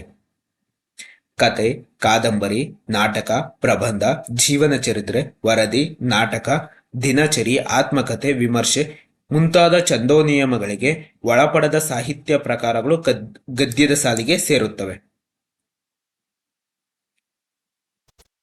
ಗದ್ಯ ಬೋಧನೆಯ ಉದ್ದೇಶಗಳು. ಟಿಇಟಿನಲ್ಲಿ ಪ್ರಶ್ನೆ ಬಂದಿದೆ. ಗದ್ಯ ಬೋಧನೆಯ ಉದ್ದೇಶಗಳು ಯಾವ್ಯಾವು ಅಂತ ಅಂದ್ರೆ, ಮೊದಲನೇದು ಪದ ಸಂಪತ್ತು ಮತ್ತು ವಾಕ್ಯ ರಚನಾ ಸಾಮರ್ಥ್ಯವನ್ನು ಬೆಳೆಸುತ್ತದೆ. ಗದ್ಯ ಬೋಧನೆಯು ಪದ ಸಂಪತ್ತು ಮತ್ತು ವಾಕ್ಯ ರಚನಾ ಸಾಮರ್ಥ್ಯವನ್ನು ಬೆಳೆಸುತ್ತದೆ. ಎರಡನೇದು ಮೌಖಿಕ ಮತ್ತು ಲಿಖಿತ ಅಭಿವ್ಯಕ್ತಿ ಸಾಮರ್ಥ್ಯವನ್ನು ಬೆಳೆಸುತ್ತದೆ. ಬರವಣಿಗೆಯು ಮತ್ತು ವಿಷಯವನ್ನು ಅಭಿವ್ಯಕ್ತಿಗೊಳಿಸುವ ಸಾಮರ್ಥ್ಯವನ್ನು ಕೂಡ ಗದ್ಯ ಬೋಧನೆಯು ಬೆಳೆಸುತ್ತದೆ. 3 ಅರ್ಥಗ್ರಹಿಕೆ ಮತ್ತು ಸ್ವಾತಂತ್ರ್ಯ ಯೋಜನೆಯನ್ನು ಬೆಳೆಸುವುದು. 4 ಸಾಹಿತ್ಯ ಅಧ್ಯಯನದ ಸಾಮರ್ಥ್ಯ ಮತ್ತು ಸಾಹಿತ್ಯ ಅಭಿರುಚಿಯನ್ನು ಬೆಳೆಸುವುದು. 5 ವ್ಯಕ್ತಿತ್ವ ವಿಕಾಸನಕ್ಕೆ ನೆರವನ್ನು ನೀಡುವುದು. 6 ಅಧ್ಯಯನಶೀಲತೆ ಮತ್ತು ಜ್ಞಾನಾರ್ಜನೆಯನ್ನು ಬೆಳೆಸುವುದು. 7 ಸೃಜನಶೀಲತೆಯನ್ನು ಬೆಳೆಸುವುದು ಮತ್ತು ಪೋಷಿಸುವುದು. 8 ಓದುಗಾರಿಕೆಯ ಸಾಮರ್ಥ್ಯ ಮತ್ತು ಅಭಿರುಚಿಯನ್ನು ಬೆಳೆಸುವುದು. ಇವೆಲ್ಲವೂ ಕೂಡ ಗದ್ಯ ಬೋಧನೆಯ ಪ್ರಮುಖ ಉದ್ದೇಶಗಳಾಗಿವೆ. ಗದ್ಯ ಬೋಧನೆಯ ಹಂತಗಳು. ಮೊದಲನೇದು ಪೀಠಿಕೆ ಅಥವಾ ವಾತಾವರಣ ನಿರ್ಮಾಣ. 2 ಉದ್ದೇಶ ನಿರೂಪಣೆ, ಗುರಿ ನಿರೂಪಣೆ. 3 ಪಾಠದ ಬೆಳವಣಿಗೆ. 4ನೇದು ಪುನರಾವರ್ತನೆ. 5 ಗೃಹ ಕಾರ್ಯ. ಪದ್ಯ ಬೋಧನೆ. ಇದು ಕೂಡ ತುಂಬಾ ಇಂಪಾರ್ಟೆಂಟು. ಟಿಇಟಿನಲ್ಲಿ ಇದಕ್ಕೆ ಸಂಬಂಧಪಟ್ಟಂತೆ ಪ್ರಶ್ನೆ ಬಂದಿದೆ. ಕವಿಯೊಬ್ಬನ ಕನಸು, ಕಲ್ಪನೆ, ಅನಿಸಿಕೆ, ಭಾವನೆ ಅಥವಾ ಅನುಭವಗಳ ಸುಂದರವಾದ ಭಾಷೆಯಲ್ಲಿ ಸುಸಂಬದ್ಧವಾಗಿ ಮತ್ತು ಛಂದೋಬದ್ಧವಾಗಿ ಅಭಿವ್ಯಕ್ತಗೊಳ್ಳುವುದೇ ಪದ್ಯ. ಪದ್ಯ ಎಂದರೆ ಕವಿಯೊಬ್ಬನ ಕನಸು, ಕಲ್ಪನೆ, ಅನಿಸಿಕೆ, ಭಾವನೆ ಅಥವಾ ಅನುಭವಗಳ ಸುಂದರವಾದ ಭಾಷೆಯಲ್ಲಿ ಸುಸಂಬದ್ಧವಾಗಿ ಮತ್ತು ಛಂದೋಬದ್ಧವಾಗಿ ಅಭಿವ್ಯಕ್ತಗೊಳ್ಳುತ್ತದೆ. ಇದನ್ನೇ ಪದ್ಯ ಎನ್ನುವರು. ಪದ್ಯವು ಸೃಜನಶೀಲ ಮತ್ತು ಕಲಾತ್ಮಕ ಅಭಿವ್ಯಕ್ತಿ ಸಾಮರ್ಥ್ಯವನ್ನು ಒಳಗೊಂಡಿದೆ. ಭಾಷಾ ಚಮತ್ಕಾರ ಮತ್ತು ನಿರೂಪಣಾ ಕ್ರಮವು ಆಕರ್ಷಕ ಶೈಲಿಯಿಂದ ಛಂದೋಬದ್ಧವಾಗಿ ರೂಪುಗೊಂಡಿರುತ್ತದೆ. ಪದ್ಯದಲ್ಲಿ ರಸ, ಭಾವ ಹಾಗೂ ಸಾಹಿತ್ಯದ ಸ್ಪರ್ಶ ಇರುತ್ತದೆ. ಪದ್ಯ ಬೋಧನೆಯ ಪ್ರಮುಖ ಉದ್ದೇಶಗಳು. ಮೊದಲನೇದು ಆನಂದವನ್ನು ಉಂಟು ಮಾಡುವುದು. ರಸಾನುಭವ ಮತ್ತು ಸೌಂದರ್ಯ ಪ್ರಜ್ಞೆಯನ್ನು ಬೆಳೆಸುವುದು. ಸುಸಂಬದ್ಧ ಕಲಾತ್ಮಕ ವಾಕ್ಯ ರಚನಾ ಕೌಶಲ ಬೆಳೆಸುವುದು. ರಸಭಾವಗಳು ಮತ್ತು ಕಲ್ಪನಾ ಶಕ್ತಿಯನ್ನು ಬೆಳೆಸುವುದು. ನಾಡು ನುಡಿಯ ಬಗ್ಗೆ ಅಭಿಮಾನ ಮತ್ತು ಗೌರವವನ್ನು ಬೆಳೆಸುವುದು. ಛಂದಸ್ಸು ಮತ್ತು ಅಲಂಕಾರವನ್ನು ಪರಿಚಯಿಸುವುದು. ಸೃಜನಶೀಲತೆ ಮತ್ತು ಕಲಾವಂತಿಕೆಯನ್ನು ಪೋಷಿಸುವುದು. ಭಾವಪೂರ್ಣ ಗಾಯನ ಕೌಶಲವನ್ನು ಬೆಳೆಸುವುದು. ಕಾವ್ಯದ ಗುಣಲಕ್ಷಣಗಳನ್ನು ಪರಿಚಯಿಸುವುದು. ಸಾಹಿತ್ಯ ಅಭಿರುಚಿಯನ್ನು ಬೆಳೆಸುವುದು. ಇವೆಲ್ಲವೂ ಕೂಡ ಪದ್ಯ ಬೋಧನೆಯ ಉದ್ದೇಶಗಳಾಗಿವೆ. ಪದ್ಯ ಬೋಧನೆಯ ಪದ್ಧತಿಗಳು. ಮೊದಲನೇದು ಸಾಂಪ್ರದಾಯಿಕ ಪದ್ಧತಿ. ಒಂದು ಪದ್ಯವನ್ನು ಬಿಡಿ ಬಿಡಿ ಭಾಗಗಳಾಗಿ ಮಾಡಿ ಆ ಬಿಡಿ ಭಾಗಗಳನ್ನು ಓದಿ ಅರ್ಥೈಸಿಕೊಡುತ್ತಾ ಪದ್ಯವನ್ನು ಅನುವಾದ ಮಾಡುತ್ತಾ ಅಥವಾ ಪದ್ಯದ ಸಾರಾಂಶವನ್ನು ಹೇಳುತ್ತಾ ಬೋಧಿಸುವುದೇ ಸಾಂಪ್ರದಾಯಿಕ ಪದ್ಧತಿಯಾಗಿದೆ.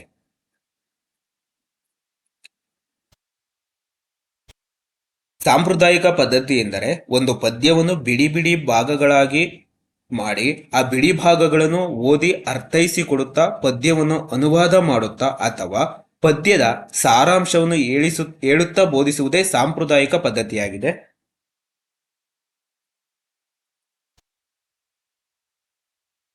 ಎರಡನೇದು ಪೂರ್ಣ ಪದ್ಧತಿ, ಇಡೀ ಪದ್ಧತಿ. ಒಂದು ಕಾವ್ಯದ ಭಾಗದ ಪ್ರತಿಯೊಂದು ಪದ್ಯವನ್ನು ಬಿಡಿ ಬಿಡಿಯಾಗಿ ವಿಶ್ಲೇಷಿಸಿ ಅರ್ಥ ಮಾಡಿಕೊಳ್ಳದೆ ಎಲ್ಲ ಪದ್ಯಗಳನ್ನು ಓದಿ ಪೂರ್ಣ ಭಾವನೆ ಮತ್ತು ಅರ್ಥವನ್ನು ಗ್ರಹಿಸಿಕೊಳ್ಳುವುದೇ ಅಖಂಡ ಪದ್ಧತಿ, ಪೂರ್ಣ ಪದ್ಧತಿ ಎನ್ನುವರು. ಪದ್ಯ ಬೋಧನೆಯ ಹಂತಗಳು: ಮೊದಲನೇದು ಪೀಠಿಕೆ, ಉದ್ದೇಶ ನಿರೂಪಣೆ, ಪದ್ಯ ಬೆಳವಣಿಗೆ. ಇದರಲ್ಲಿ ಪ್ರಮುಖವಾಗಿ ಕವಿಕಾವ್ಯ ಪರಿಚಯ, ಶಿಕ್ಷಕರಿಂದ ಗಾಯನ, ವಿದ್ಯಾರ್ಥಿಗಳಿಂದ ಗಾಯನ, ಪದ್ಯದ ಅರ್ಥ ಮತ್ತು ವಿವರಣೆ. ನಾಲ್ಕನೇದು ಪುನರಾವರ್ತನೆ. 5 ಗೃಹ ಕೆಲಸ.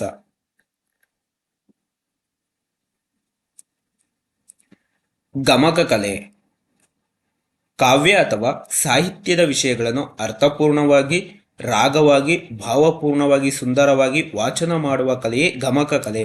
ಗಮಕ ಕಲೆ ಎಂದರೆ ಕಾವ್ಯ ಅಥವಾ ಸಾಹಿತ್ಯದ ವಿಷಯವನ್ನು ಅರ್ಥಪೂರ್ಣವಾಗಿ, ರಾಗವಾಗಿ, ಭಾವಪೂರ್ಣವಾಗಿ, ಸುಮಧುರವಾಗಿ ವಾಚನ ಮಾಡುವ ಕಲೆಯೇ ಗಮಕ ಕಲೆಯಾಗಿದೆ. ಕಾವ್ಯಗಳನ್ನು ರಾಗವಾಗಿ, ಭಾವಪೂರ್ಣವಾಗಿ ವಾಚನ ಮಾಡುವುದೇ ಗಮಕ ಕಲೆ. ಕಾವ್ಯಗಳನ್ನು ರಾಗವಾಗಿ, ಭಾವಪೂರ್ಣವಾಗಿ ವಾಚನ ಮಾಡುವ ಪರಿಣಿತರನ್ನು ಗಮಕಿಗಳು ಎಂದು ಕರೆಯಲಾಗುತ್ತದೆ. ಗಮಕಿಗಳು ಎಂದರೆ ಕಾವ್ಯಗಳನ್ನು ರಾಗವಾಗಿ, ಭಾವಪೂರ್ಣವಾಗಿ ವಾಚನ ಮಾಡುವ ಪರಿಣಿತರನ್ನು ಗಮಕಿಗಳು ಎಂದು ಕರೆಯುತ್ತಾರೆ. ವ್ಯಾಕರಣ ಬೋಧನೆ: ಕೇಶಿರಾಜನ ಪ್ರಕಾರ ವ್ಯಾಕರಣದಿಂದ ಪದ, ಪದದಿಂದ ಅರ್ಥ, ಅರ್ಥದಿಂದ ತತ್ವ, ತತ್ವದಿಂದ ಮೋಕ್ಷ ಲಭಿಸುತ್ತದೆ ಎಂದು ಹೇಳಿದ ಅವರು ಕೇಶಿರಾಜ. ಭಾಷೆಯ ರಚನೆಯ ನಿಯಮಗಳು ಮತ್ತು ಭಾಷಾ ಪ್ರಯೋಗವನ್ನು ಕುರಿತ ಶಾಸ್ತ್ರೀಯ ಅಧ್ಯಯನವೇ ವ್ಯಾಕರಣ. ವ್ಯಾಕರಣ ಎಂದರೆ ಭಾಷೆಯ ರಚನೆಯ ನಿಯಮಗಳು ಹಾಗೂ ಭಾಷಾ ಪ್ರಯೋಗವನ್ನು ಕುರಿತ ಶಾಸ್ತ್ರೀಯ ಅಧ್ಯಯನವೇ ವ್ಯಾಕರಣವಾಗಿದೆ. ಕನ್ನಡ ಭಾಷೆಯ ರಚನೆಯ ಸ್ವರೂಪ ತಿಳಿಯಲು ಸಹಾಯಕವಾಗುವ ಅನೇಕ ವ್ಯಾಕರಣ ಗ್ರಂಥಗಳಿವೆ. ಕನ್ನಡದ ಪ್ರಥಮ ಲಾಕ್ಷಣಿಕ ಕೃತಿ ಶ್ರೀ ವಿಜಯನ ಕವಿರಾಜ ಮಾರ್ಗ ಕ್ರಿಸ್ತಶಕ 850. ಎರಡನೇ ನಾಗವರ್ಮನ ಭಾಷಾಭೂಷಣ ಮತ್ತು ಕಾವ್ಯಾವಲೋಕನ ಕ್ರಿಸ್ತಶಕ 1145. ಕೇಶಿರಾಜನ ಶಬ್ದಮಣಿ ದರ್ಪಣ ಕ್ರಿಸ್ತಶಕ 1260. ಭಟ್ಟಕಳಂಕನ ಶಬ್ದಾನುಶಾಸನ 1604. ವ್ಯಾಕರಣ ಬೋಧನೆ: ಮೊದಲನೇದು ಪ್ರಾಯೋಗಿಕ ವ್ಯಾಕರಣ ಮತ್ತು ಕ್ರಿಯಾತ್ಮಕ ವ್ಯಾಕರಣ. ಪ್ರಾಯೋಗಿಕ ವ್ಯಾಕರಣ ಎಂದ್ರೇನು ಅಂತ ಅಂದ್ಬಿಟ್ಟು ಪ್ರಶ್ನೆ ಬಂದಿದೆ 2014ರಲ್ಲಿ TET-ನಲ್ಲಿ.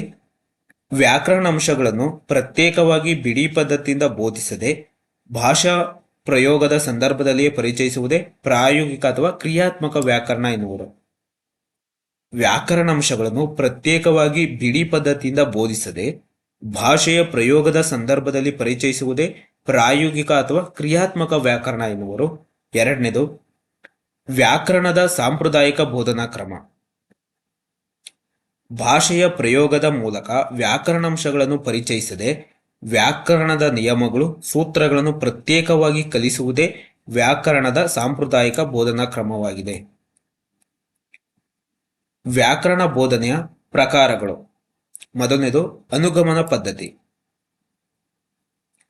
ವ್ಯಾಕರಣಾಂಶದ ಬಗ್ಗೆ ಉದಾಹರಣೆಗಳನ್ನು ಮೊದಲು ಸಂಗ್ರಹಿಸಿ ನಂತರ ಉದಾಹರಣೆಗಳಲ್ಲಿ ಸಾಮಾನ್ಯ ಗುಣಲಕ್ಷಣಗಳಿಗೆ ಅನುಗುಣವಾದ ನಿಯಮ, ಸೂತ್ರಗಳನ್ನು ರೂಪಿಸಿ ಬೋಧಿಸುವುದೇ ಅನುಗಮನ ವಿಧಾನ.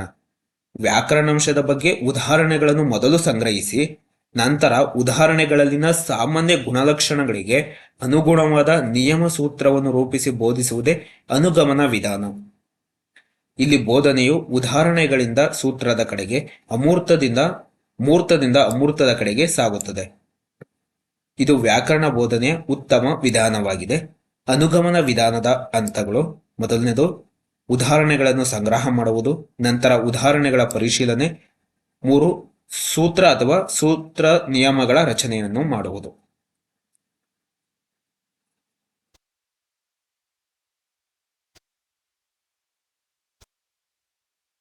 ಎರಡನೇದು ನಿಗಮನ ಪದ್ಧತಿ.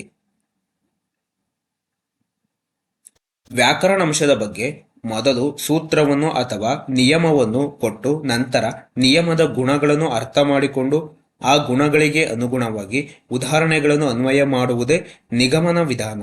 ಇಲ್ಲಿ ಬೋಧನೆಯು ಸೂತ್ರದಿಂದ ಉದಾಹರಣೆಯ ಕಡೆಗೆ, ಅಮೂರ್ತದಿಂದ ಮೂರ್ತದ ಕಡೆಗೆ ಸಾಗುತ್ತದೆ. ನಿಗಮನ ಪದ್ಧತಿಯ ಪ್ರಮುಖ ಉದ್ದೇಶ ಅಂದ್ರೆ ಇಲ್ಲಿ ಬೋಧನೆಯು ಸೂತ್ರದಿಂದ ಉದಾಹರಣೆಯ ಕಡೆಗೆ, ಅಮೂರ್ತದಿಂದ ಮೂರ್ತದ ಕಡೆಗೆ ಸಾಗುತ್ತದೆ. ನಿಗಮನ ವಿಧಾನದ ಹಂತಗಳು ಪ್ರಮುಖವಾಗಿ ಇಲ್ಲಿ ಮೊದಲನೇದು ಸೂತ್ರದ ನಿರೂಪಣೆ, ಎರಡನೇದು ಸೂತ್ರದ ಪರಿಶೀಲನೆ, ಮೂರು ಸೂತ್ರವನ್ನು ಉದಾಹರಣೆ ಕಡೆಗೆ ಅನ್ವಯಿಸುವುದು. ನಿಗಮನ ಪದ್ಧತಿಯ ಪ್ರತಿಪಾದಕರು ಅರಿಸ್ಟಾಟಲ್. ಮೂರನೇದು ಸಂಪೂರ್ಣ ಪದ್ಧತಿ. ಅನುಗಮನ ಮತ್ತು ನಿಗಮನ ಎರಡೂ ಪದ್ಧತಿಗಳ ಸಂಘಟಿತ ಮಾರ್ಗವೇ ಸಂಪೂರ್ಣ ಪದ್ಧತಿ. ಸಂಪೂರ್ಣ ಪದ್ಧತಿಯ ಹಂತಗಳು: ಮೊದಲನೇದು ಉದಾಹರಣೆಗಳ ಸಂಗ್ರಹ, ಎರಡನೇದು ಉದಾಹರಣೆಗಳ ಪರಿಶೀಲನೆಯನ್ನು ಮಾಡುವುದು, ಮೂರು ಸಾಮಾನ್ಯ ನಿಯಮ ಮತ್ತು ಸೂತ್ರವನ್ನು ನಿರೂಪಿಸುವುದು, ನಾಲ್ಕನೇದು ಸಾಮಾನ್ಯ ನಿಯಮ ಮತ್ತು ಸೂತ್ರದ ಪರಿಶೀಲನೆ, ಐದು ಸಾಮಾನ್ಯ ನಿಯಮ ಸೂತ್ರವನ್ನು ಉದಾಹರಣೆಗೆ ಅನ್ವಯಿಸುವುದು.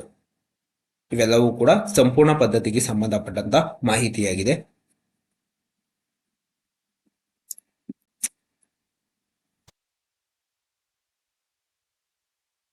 ಪ್ರಬಂಧ ಬೋಧನೆ ಒಂದು ವಿಷಯ ಅಥವಾ ಆಲೋಚನೆಯ ಬಗ್ಗೆ ಸುಸಂಬದ್ಧ ತರ್ಕಬದ್ಧ ವಾಕ್ಯಗಳು ಮತ್ತು ವಾಕ್ಯವೃಂದಗಳಲ್ಲಿ ಕ್ರಮಬದ್ಧವಾಗಿ ಮತ್ತು ಅರ್ಥಪೂರ್ಣವಾಗಿ ಬರೆದಿರುವ ಪಠ್ಯವನ್ನು ಪ್ರಬಂಧ ಎನ್ನುತ್ತಾರೆ. ಪ್ರಬಂಧ ಎಂದರೆ ಒಂದು ವಿಷಯ ಅಥವಾ ಆಲೋಚನೆಯ ಬಗ್ಗೆ ಸುಸಂಬದ್ಧ ತರ್ಕಬದ್ಧ ವಾಕ್ಯಗಳು ಮತ್ತು ವಾಕ್ಯವೃಂದಗಳಲ್ಲಿ ಕ್ರಮಬದ್ಧವಾಗಿ ಮತ್ತು ಅರ್ಥಪೂರ್ಣವಾಗಿ ಬರೆದಿರುವ ಪಠ್ಯವನ್ನು ಪ್ರಬಂಧ ಎನ್ನುತ್ತಾರೆ. ಬಿಕಂದ್ರವರ ಪ್ರಕಾರ ಪ್ರಬಂಧ ಎಂದರೆ ಪ್ರಬಂಧವು ವಿಚಾರ ಪ್ರಕಾಶನದ ಒಂದು ಗಂಭೀರ ಸಾಧನ. ಒಂದು ನಿರ್ದಿಷ್ಟ ವಿಷಯದ ಬಗೆಗೆ ಓದುಗರಿಗೆ ಅರ್ಥವಾಗುವಂತೆ ಅಭಿವ್ಯಕ್ತಿಸುವ ಬರಹವೇ ಪ್ರಬಂಧವಾಗಿದೆ ಎಂದು ಹೇಳಿದವರು ಬಿಕಂದ್ರವರು. ಆಕ್ಸ್ಫರ್ಡ್ ಇಂಗ್ಲಿಷ್ ನಿಘಂಟಿನ ಪ್ರಕಾರ ಪ್ರಬಂಧ ಎಂದರೆ ಯಾವುದೇ ಒಂದು ವಿಶಿಷ್ಟ ವಸ್ತುವಿನ ಮೇಲಿನ ಸಾಧಾರಣ ಅಳತೆಯ ಬರವಣಿಗೆಯೇ ಪ್ರಬಂಧವಾಗಿದೆ. ಒಂದು ವಸ್ತು ವಿಷಯದ ಬಗೆಗೆ ಸರಳವಾಗಿ ಸುಸಂಬದ್ಧತೆ ಮತ್ತು ಅರ್ಥಬದ್ಧವಾಗಿ ಬರೆದಿರುವ ಪಠ್ಯವೇ ಪ್ರಬಂಧವಾಗಿದೆ. ಪ್ರಬಂಧ ಬೋಧನೆಯ ಉದ್ದೇಶಗಳು. ಪ್ರಬಂಧ ಬೋಧನೆಯ ಉದ್ದೇಶಗಳಿಗೆ ಸಂಬಂಧಪಟ್ಟಂತೆ ಟಿಟಿನಲ್ಲಿ ಪ್ರಶ್ನೆ ಬಂದಿದೆ, ಅದರಿಂದ ತುಂಬಾ ಇಂಪಾರ್ಟೆಂಟ್ ಇದು.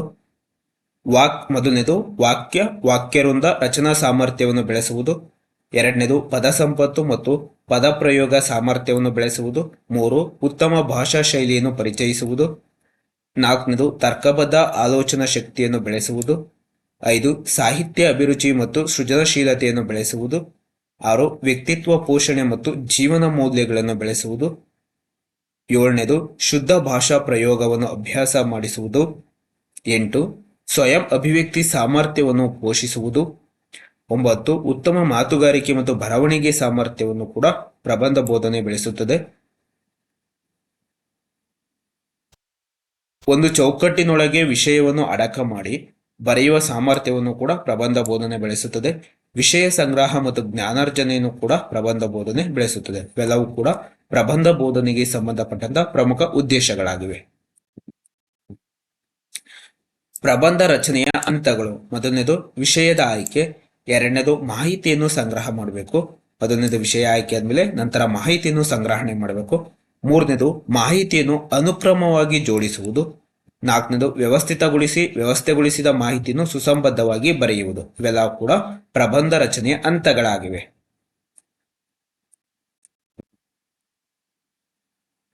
ಪ್ರಬಂಧದ ಪ್ರಕಾರಗಳು: ಮೊದಲನೇದು ನಿರೂಪಣಾತ್ಮಕ ಪ್ರಬಂಧ. ನಿರೂಪಣಾತ್ಮಕ ಪ್ರಬಂಧ ಎಂದರೆ ಒಂದು ವಿಷಯವನ್ನು ಕುರಿತು ತರ್ಕಬದ್ಧವಾಗಿ ವಿಷಯವನ್ನು ನಿರೂಪಿಸಿ ಬರೆಯುವುದೇ ನಿರೂಪಣಾತ್ಮಕ ಪ್ರಬಂಧವಾಗಿದೆ.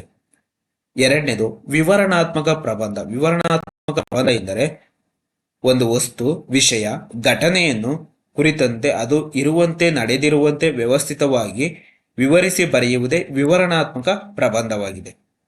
ಮೂರನೇದು ಚಿಂತನಾ ಪ್ರಬಂಧ. ಒಂದು ವಿಷಯ, ವಸ್ತು, ಅಭಿಪ್ರಾಯ, ಕನಸು, ಕಲ್ಪನೆ, ಆಲೋಚನೆಗಳಿಗೆ ವ್ಯಕ್ತಿಯು ತನ್ನ ಸೃಜನಶೀಲ ಬುದ್ಧಿ, ಭಾವಚಿಂತನೆ, ಸಾಹಿತ್ಯಗಳನ್ನು ಸಮನ್ವಯಿಸಿ ತರ್ಕಬದ್ಧವಾಗಿ ಬರೆಯುವುದೇ ಚಿಂತನಾ ಪ್ರಬಂಧವಾಗಿದೆ. ಪ್ರಮುಖವಾಗಿ ಚಿಂತನಾ ಪ್ರಬಂಧದಲ್ಲಿ ಪ್ರತಿಪಾದನಾ ಪ್ರಬಂಧ, ಎರಡನೇದು ಕಲ್ಪನಾತ್ಮಕ ಪ್ರಬಂಧಗಳಿವೆ. ಭಾಷಾಂತರ ಮತ್ತು ಅನುವಾದ. ಭಾಷಾಂತರ ಒಂದು ಭಾಷೆಯಲ್ಲಿ ಇರುವ ವಿಷಯವನ್ನು ಇನ್ನೊಂದು ಭಾಷೆಯಲ್ಲಿ ಹೇಳುವುದು ಅಥವಾ ಬರೆಯುವುದನ್ನು ಎಂದರ್ಥ. ಭಾಷಾಂತರ ಎಂದರೆ ಒಂದು ಭಾಷೆಯಲ್ಲಿ ಇರುವ ವಿಷಯವನ್ನು ಇನ್ನೊಂದು ಭಾಷೆಯಲ್ಲಿ ಹೇಳುವುದು ಅಥವಾ ಬರೆಯುವುದಾಗಿದೆ.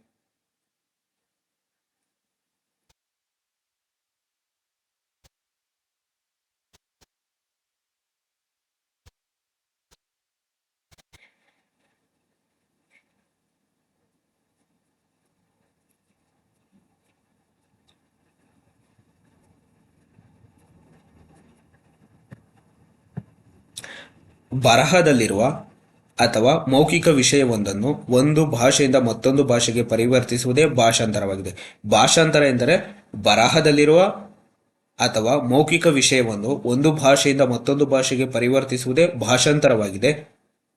ಕ್ಯಾಟ್ಫರ್ಡ್ ರವರ ಪ್ರಕಾರ ಭಾಷಾಂತರ ಎಂದರೆ ಮೂಲ ಭಾಷೆಯ ಪಠ್ಯ ಸಾಮಗ್ರಿಯನ್ನು ಉದ್ದಿಷ್ಟ ಭಾಷೆಯ ಸಾಮಗ್ರಿಯನ್ನಾಗಿ ಪರಿವರ್ತಿಸುವುದೇ ಅನುವಾದ ಅಥವಾ ಭಾಷಾಂತರವಾಗಿದೆ. ರೂಪಾಂತರ ಇದು ಕೂಡ ತುಂಬಾ ಇಂಪಾರ್ಟೆಂಟು.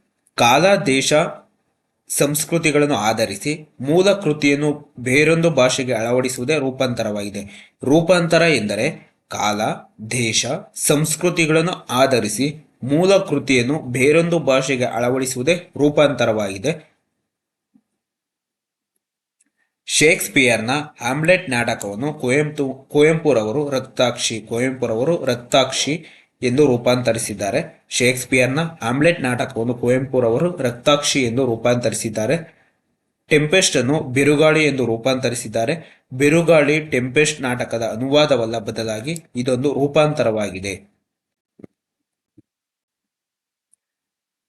ಕನ್ನಡ ಭಾಷಾ ಪಠ್ಯಪುಸ್ತಕ. ಪಠ್ಯಪುಸ್ತಕ ಎಂದರೆ ಭಾಷಾ ಪಠ್ಯಪುಸ್ತಕ ಎಂದರೆ ಒಂದು ನಿರ್ದಿಷ್ಟ ತರಗತಿಯ ಮಕ್ಕಳಿಗಾಗಿ ನಿರ್ದಿಷ್ಟ ಉದ್ದೇಶಗಳಿಗನುಗುಣವಾಗಿ ನಿರ್ದಿಷ್ಟ ವಿಷಯಗಳನ್ನು ಅರ್ಥಬದ್ಧವಾಗಿ, ವ್ಯವಸ್ಥಿತವಾಗಿ ಮತ್ತು ತಾರ್ಕಿಕವಾಗಿ ಜೋಡಿಸಿ ಪರಿಣಿತರು ಎಚ್ಚರಿಕೆಯಿಂದ ತಯಾರಿಸುವ ಒಂದು ಕಿರುಹೊತ್ತಿಗೆಯೇ ಪಠ್ಯಪುಸ್ತಕವಾಗಿದೆ. ಪಠ್ಯಪುಸ್ತಕ ಎಂದರೆ ಒಂದು ನಿರ್ದಿಷ್ಟ ತರಗತಿಯ ಮಕ್ಕಳಿಗಾಗಿ ನಿರ್ದಿಷ್ಟ ಉದ್ದೇಶಗಳಿಗನುಗುಣವಾಗಿ ನಿರ್ದಿಷ್ಟ ವಿಷಯಗಳನ್ನು ಅರ್ಥಬದ್ಧವಾಗಿ, ವ್ಯವಸ್ಥಿತವಾಗಿ ಮತ್ತು ತಾರ್ಕಿಕವಾಗಿ ಜೋಡಿಸಿ ಪರಿಣಿತರು ಎಚ್ಚರಿಕೆಯಿಂದ ತಯಾರಿಸುವ ಒಂದು ಕಿರುಹೊತ್ತಿಗೆಯೇ ಪಠ್ಯಪುಸ್ತಕವಾಗಿದೆ. American text book publication institute ರವರ ಪ್ರಕಾರ ಪಠ್ಯಪುಸ್ತಕ ಎಂದರೆ ಒಂದು ನಿರ್ದಿಷ್ಟ ತರಗತಿಯ ವಿದ್ಯಾರ್ಥಿಗಳು ಮತ್ತು ಉಪಾಧ್ಯಾಯರ ಅಧ್ಯಯನ ಉಪಯೋಗಕ್ಕೆ ಅನುಗುಣವಾಗಿ ತಯಾರಿಸುವ ಪುಸ್ತಕವಾಗಿದ್ದು, ಇದರಲ್ಲಿ ಒಂದು ನಿರ್ದಿಷ್ಟ ವಿಷಯದ ಬಗ್ಗೆ ಪಠ್ಯಾಂಶ ವ್ಯವಸ್ಥಿತವಾಗಿ ಅನುಕ್ರಮವಾಗಿ ಜೋಡಿಸಲಾಗುತ್ತದೆ. ಪಠ್ಯಪುಸ್ತಕದ ರಚನಾ ತತ್ವಗಳು. ಮೊದಲನೇದು ಭಾಷೆಯ ತತ್ವಗಳು, ಚಟುವಟಿಕೆ ಕೇಂದ್ರಿತ ತತ್ವ, ಶಿಶು ಕೇಂದ್ರಿತ ತತ್ವಗಳು,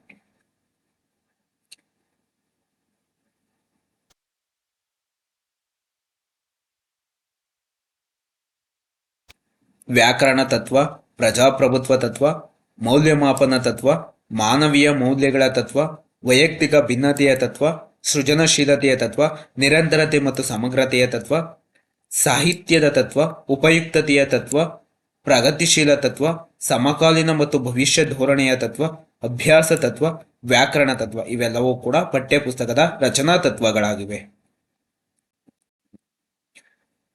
ಪಾಠ ಯೋಜನೆ. Lesson plan is a plan of action for a classroom activity.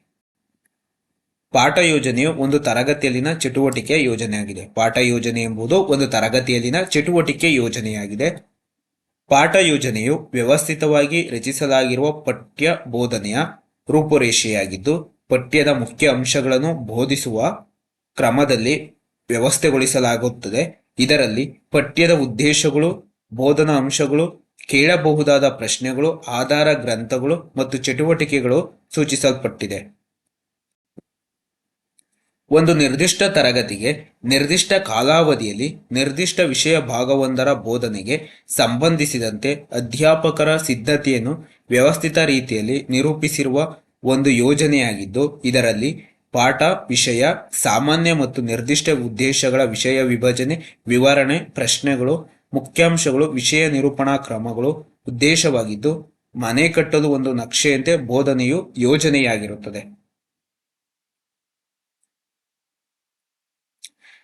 ಶಿಕ್ಷಣದ ಗುರಿಗಳು ಮತ್ತು ಪಠ್ಯ ಬೋಧನಾ ಉದ್ದೇಶಗಳ ಸಾಧನೆಗೆ ನೆರವಾಗುವಂತೆ ಪಠ್ಯದ ಸಂಘಟನೆ, ವಿಶ್ಲೇಷಣೆ, ಕಲಿಕಾ ಚಟುವಟಿಕೆಗಳು ಮತ್ತು ಅನುಭವಗಳನ್ನು ರೂಪಿಸಿ ಪಾಠ ಯೋಜನೆಯನ್ನು ರಚಿಸಬೇಕು. ಪಾಠ ಯೋಜನೆಯ ಹಂತಗಳು: ಜರ್ಮನಿಯ ಜಾನ್ ಪೆಡ್ರಿಕ್ನ ಅರ್ಬರ್ಟ್ ಬೋಧನಾ ಪದ್ಧತಿಯನ್ನು ಮನೋವೈಜ್ಞಾನಿಕ ತಳಹದಿಯ ಮೇಲೆ ರೂಪಿಸಿ ಬೋಧನಾ ವಿಧಾನದಲ್ಲಿ 5 ಬೋಧನೆಯ ಹಂತಗಳನ್ನು ಸೂಚಿಸಿದ್ದಾರೆ. ಇವುಗಳನ್ನು ಅರ್ಬರ್ಟ್ನ ಪಂಚಸೋಪಾನಗಳು ಎನ್ನಲಾಗುತ್ತದೆ. ಅರ್ಬರ್ಟ್ನ ಪಂಚಸೋಪಾನಗಳು ಪ್ರಮುಖವಾಗಿ ಮೊದಲನೇದು ಪಾಠ ಯೋಜನೆಯ ಹಂತಗಳನ್ನು, ಈ 5 ಹಂತಗಳನ್ನು ಅರ್ಬರ್ಟ್ನ ಪಂಚಸೋಪಾನಗಳು ಎಂದು ಕರೆಯಲಾಗುತ್ತದೆ. ಪ್ರಶ್ನೆ ಬಂದಿದೆ, ಪಾಠ ಯೋಜನೆಯ ಹಂತಗಳನ್ನು ಏನೆಂದು ಕರೆಯಲಾಗುತ್ತದೆ ಎಂದರೆ ಈ 5 ಹಂತಗಳನ್ನು ಅರ್ಬರ್ಟ್ನ ಪಂಚಸೋಪಾನಗಳು ಎಂದು ಕರೆಯಲಾಗುತ್ತದೆ. ಮೊದಲನೇದು ಪೀಠಿಕೆ ಪೂರ್ವಸಿದ್ಧತೆ, ಎರಡನೇದು ಉದ್ದೇಶ ನಿರೂಪಣೆ, ಮೂರನೇದು ಪಾಠದ ಬೆಳವಣಿಗೆ, ನಾಲ್ಕನೇದು ಪುನರಾವರ್ತನೆ, 5 ಗೃಹ ಕಾರ್ಯ. ಈ 5 ಕೂಡ ಅರ್ಬರ್ಟ್ನ ಪಂಚಸೋಪಾನಗಳು ಎಂದು ಕರೆಯಲಾಗುತ್ತದೆ. ಕ್ರಿಯಾ ಸಂಶೋಧನೆ, ಆಕ್ಷನ್ ರಿಸರ್ಚ್. ಕ್ರಿಯಾ ಸಂಶೋಧನೆಯ ಜನಕ ಕರ್ಟ್ ಲೆವಿನ್ ರವರು. ಕ್ರಿಯಾ ಸಂಶೋಧನೆಯ ಜನಕ ಬಂದ್ಬಿಟ್ಟು ಕರ್ಟ್ ಲೆವಿನ್ ರವರು.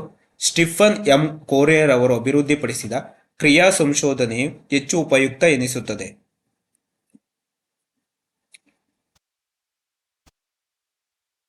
ಪ್ರಮುಖವಾಗಿ ಇಲ್ಲಿ ಕ್ರಿಯಾ ಸಂಶೋಧನೆಯ ಜನಕ ಬಂದ್ಬಿಟ್ಟು ಕರ್ಟ್ ಲೆವಿನ್ ಅನ್ನು ಕ್ರಿಯಾ ಸಂಶೋಧನೆಯ ಜನಕ ಎಂದು ಕರೆಯಲಾಗುತ್ತದೆ. ಸ್ಟಿಫನ್ ಎಂ ಕೋರೆ ಅವರು ಅಭಿವೃದ್ಧಿಪಡಿಸಿದ ಕ್ರಿಯಾ ಸಂಶೋಧನೆ ಹೆಚ್ಚು ಉಪಯುಕ್ತ ಎನಿಸುತ್ತದೆ.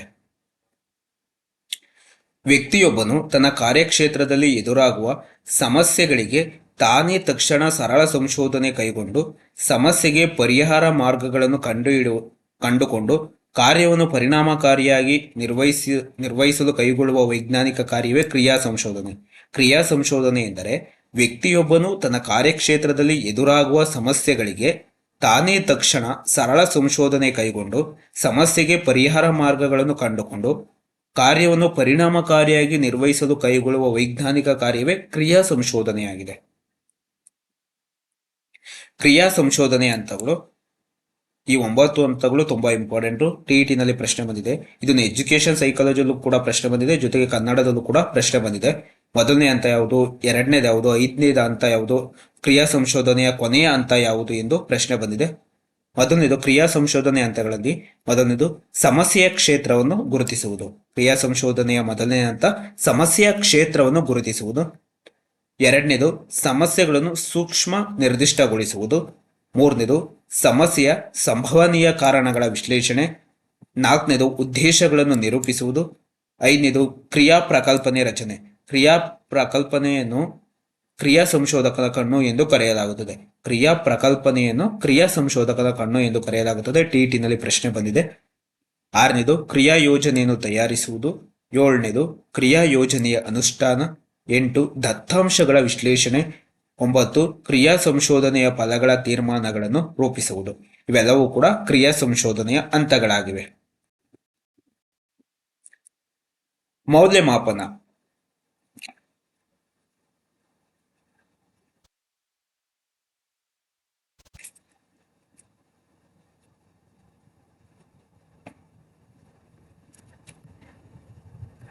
ಮೌಲ್ಯಮಾಪನವು ಶಿಕ್ಷಣದ ಒಂದು ಅವಿಭಾಜ್ಯ ಅಂಗವಾಗಿದೆ. ಮೌಲ್ಯಮಾಪನ ಎಂಬುದು ಶಿಕ್ಷಣದ ಒಂದು ಅವಿಭಾಜ್ಯ ಅಂಗವಾಗಿದೆ. ಮೌಲ್ಯಮಾಪನ ಅಂದರೆ ಕೇವಲ ಅದೊಂದು ಅಳತೆಯಲ್ಲ. ಅಳತೆಯು ಕೆಲವು ವಿದ್ಯಾರ್ಥಿಯ ಸಾಧನೆಯ ಪರಿಮಾಣವನ್ನು ಮಾತ್ರ ತಿಳಿಸುತ್ತದೆ. ಆದರೆ ಮೌಲ್ಯಮಾಪನವು ವಿದ್ಯಾರ್ಥಿಯ ಸಾಧನೆಯ ಗುಣಮಟ್ಟವನ್ನು ತೂಗಿ ನೋಡುತ್ತದೆ. ಆದ್ದರಿಂದ ಮೌಲ್ಯಮಾಪನವನ್ನು ಅಳತೆಯ ಮೌಲ್ಯಯುತ ತೀರ್ಮಾನ ಎಂದು ಹೇಳಬಹುದಾಗಿದೆ. ಬೋಧನಾ ಕ್ರಿಯೆಯಿಂದ ಅಪೇಕ್ಷಿತ ಬದಲಾವಣೆ ನಿರೀಕ್ಷಿಸಬೇಕಾಗಿದೆ. ಬೋಧಿಸುವ ವಿಷಯಗಳನ್ನು ನಿರಂತರವಾಗಿ ಮೌಲ್ಯಮಾಪನ ಮಾಡಬೇಕಾಗಿದೆ. ಶೈಕ್ಷಣಿಕ ಉದ್ದೇಶಗಳನ್ನು ವಿದ್ಯಾರ್ಥಿಗಳು ಎಷ್ಟರ ಮಟ್ಟಿಗೆ ಎಷ್ಟು ಪರಿಣಾಮಕಾರಿಯಾಗಿ ಹೇಗೆ ಸಾಧಿಸಿದ್ದಾರೆ ಎಂಬುದನ್ನು ಪ್ರಜ್ಞಾಪೂರ್ವಕವಾಗಿ ಅಧ್ಯಯನ ಮಾಡುವ ಪ್ರಕ್ರಿಯೆ ಮೌಲ್ಯಮಾಪನ ಎನ್ನುವರು.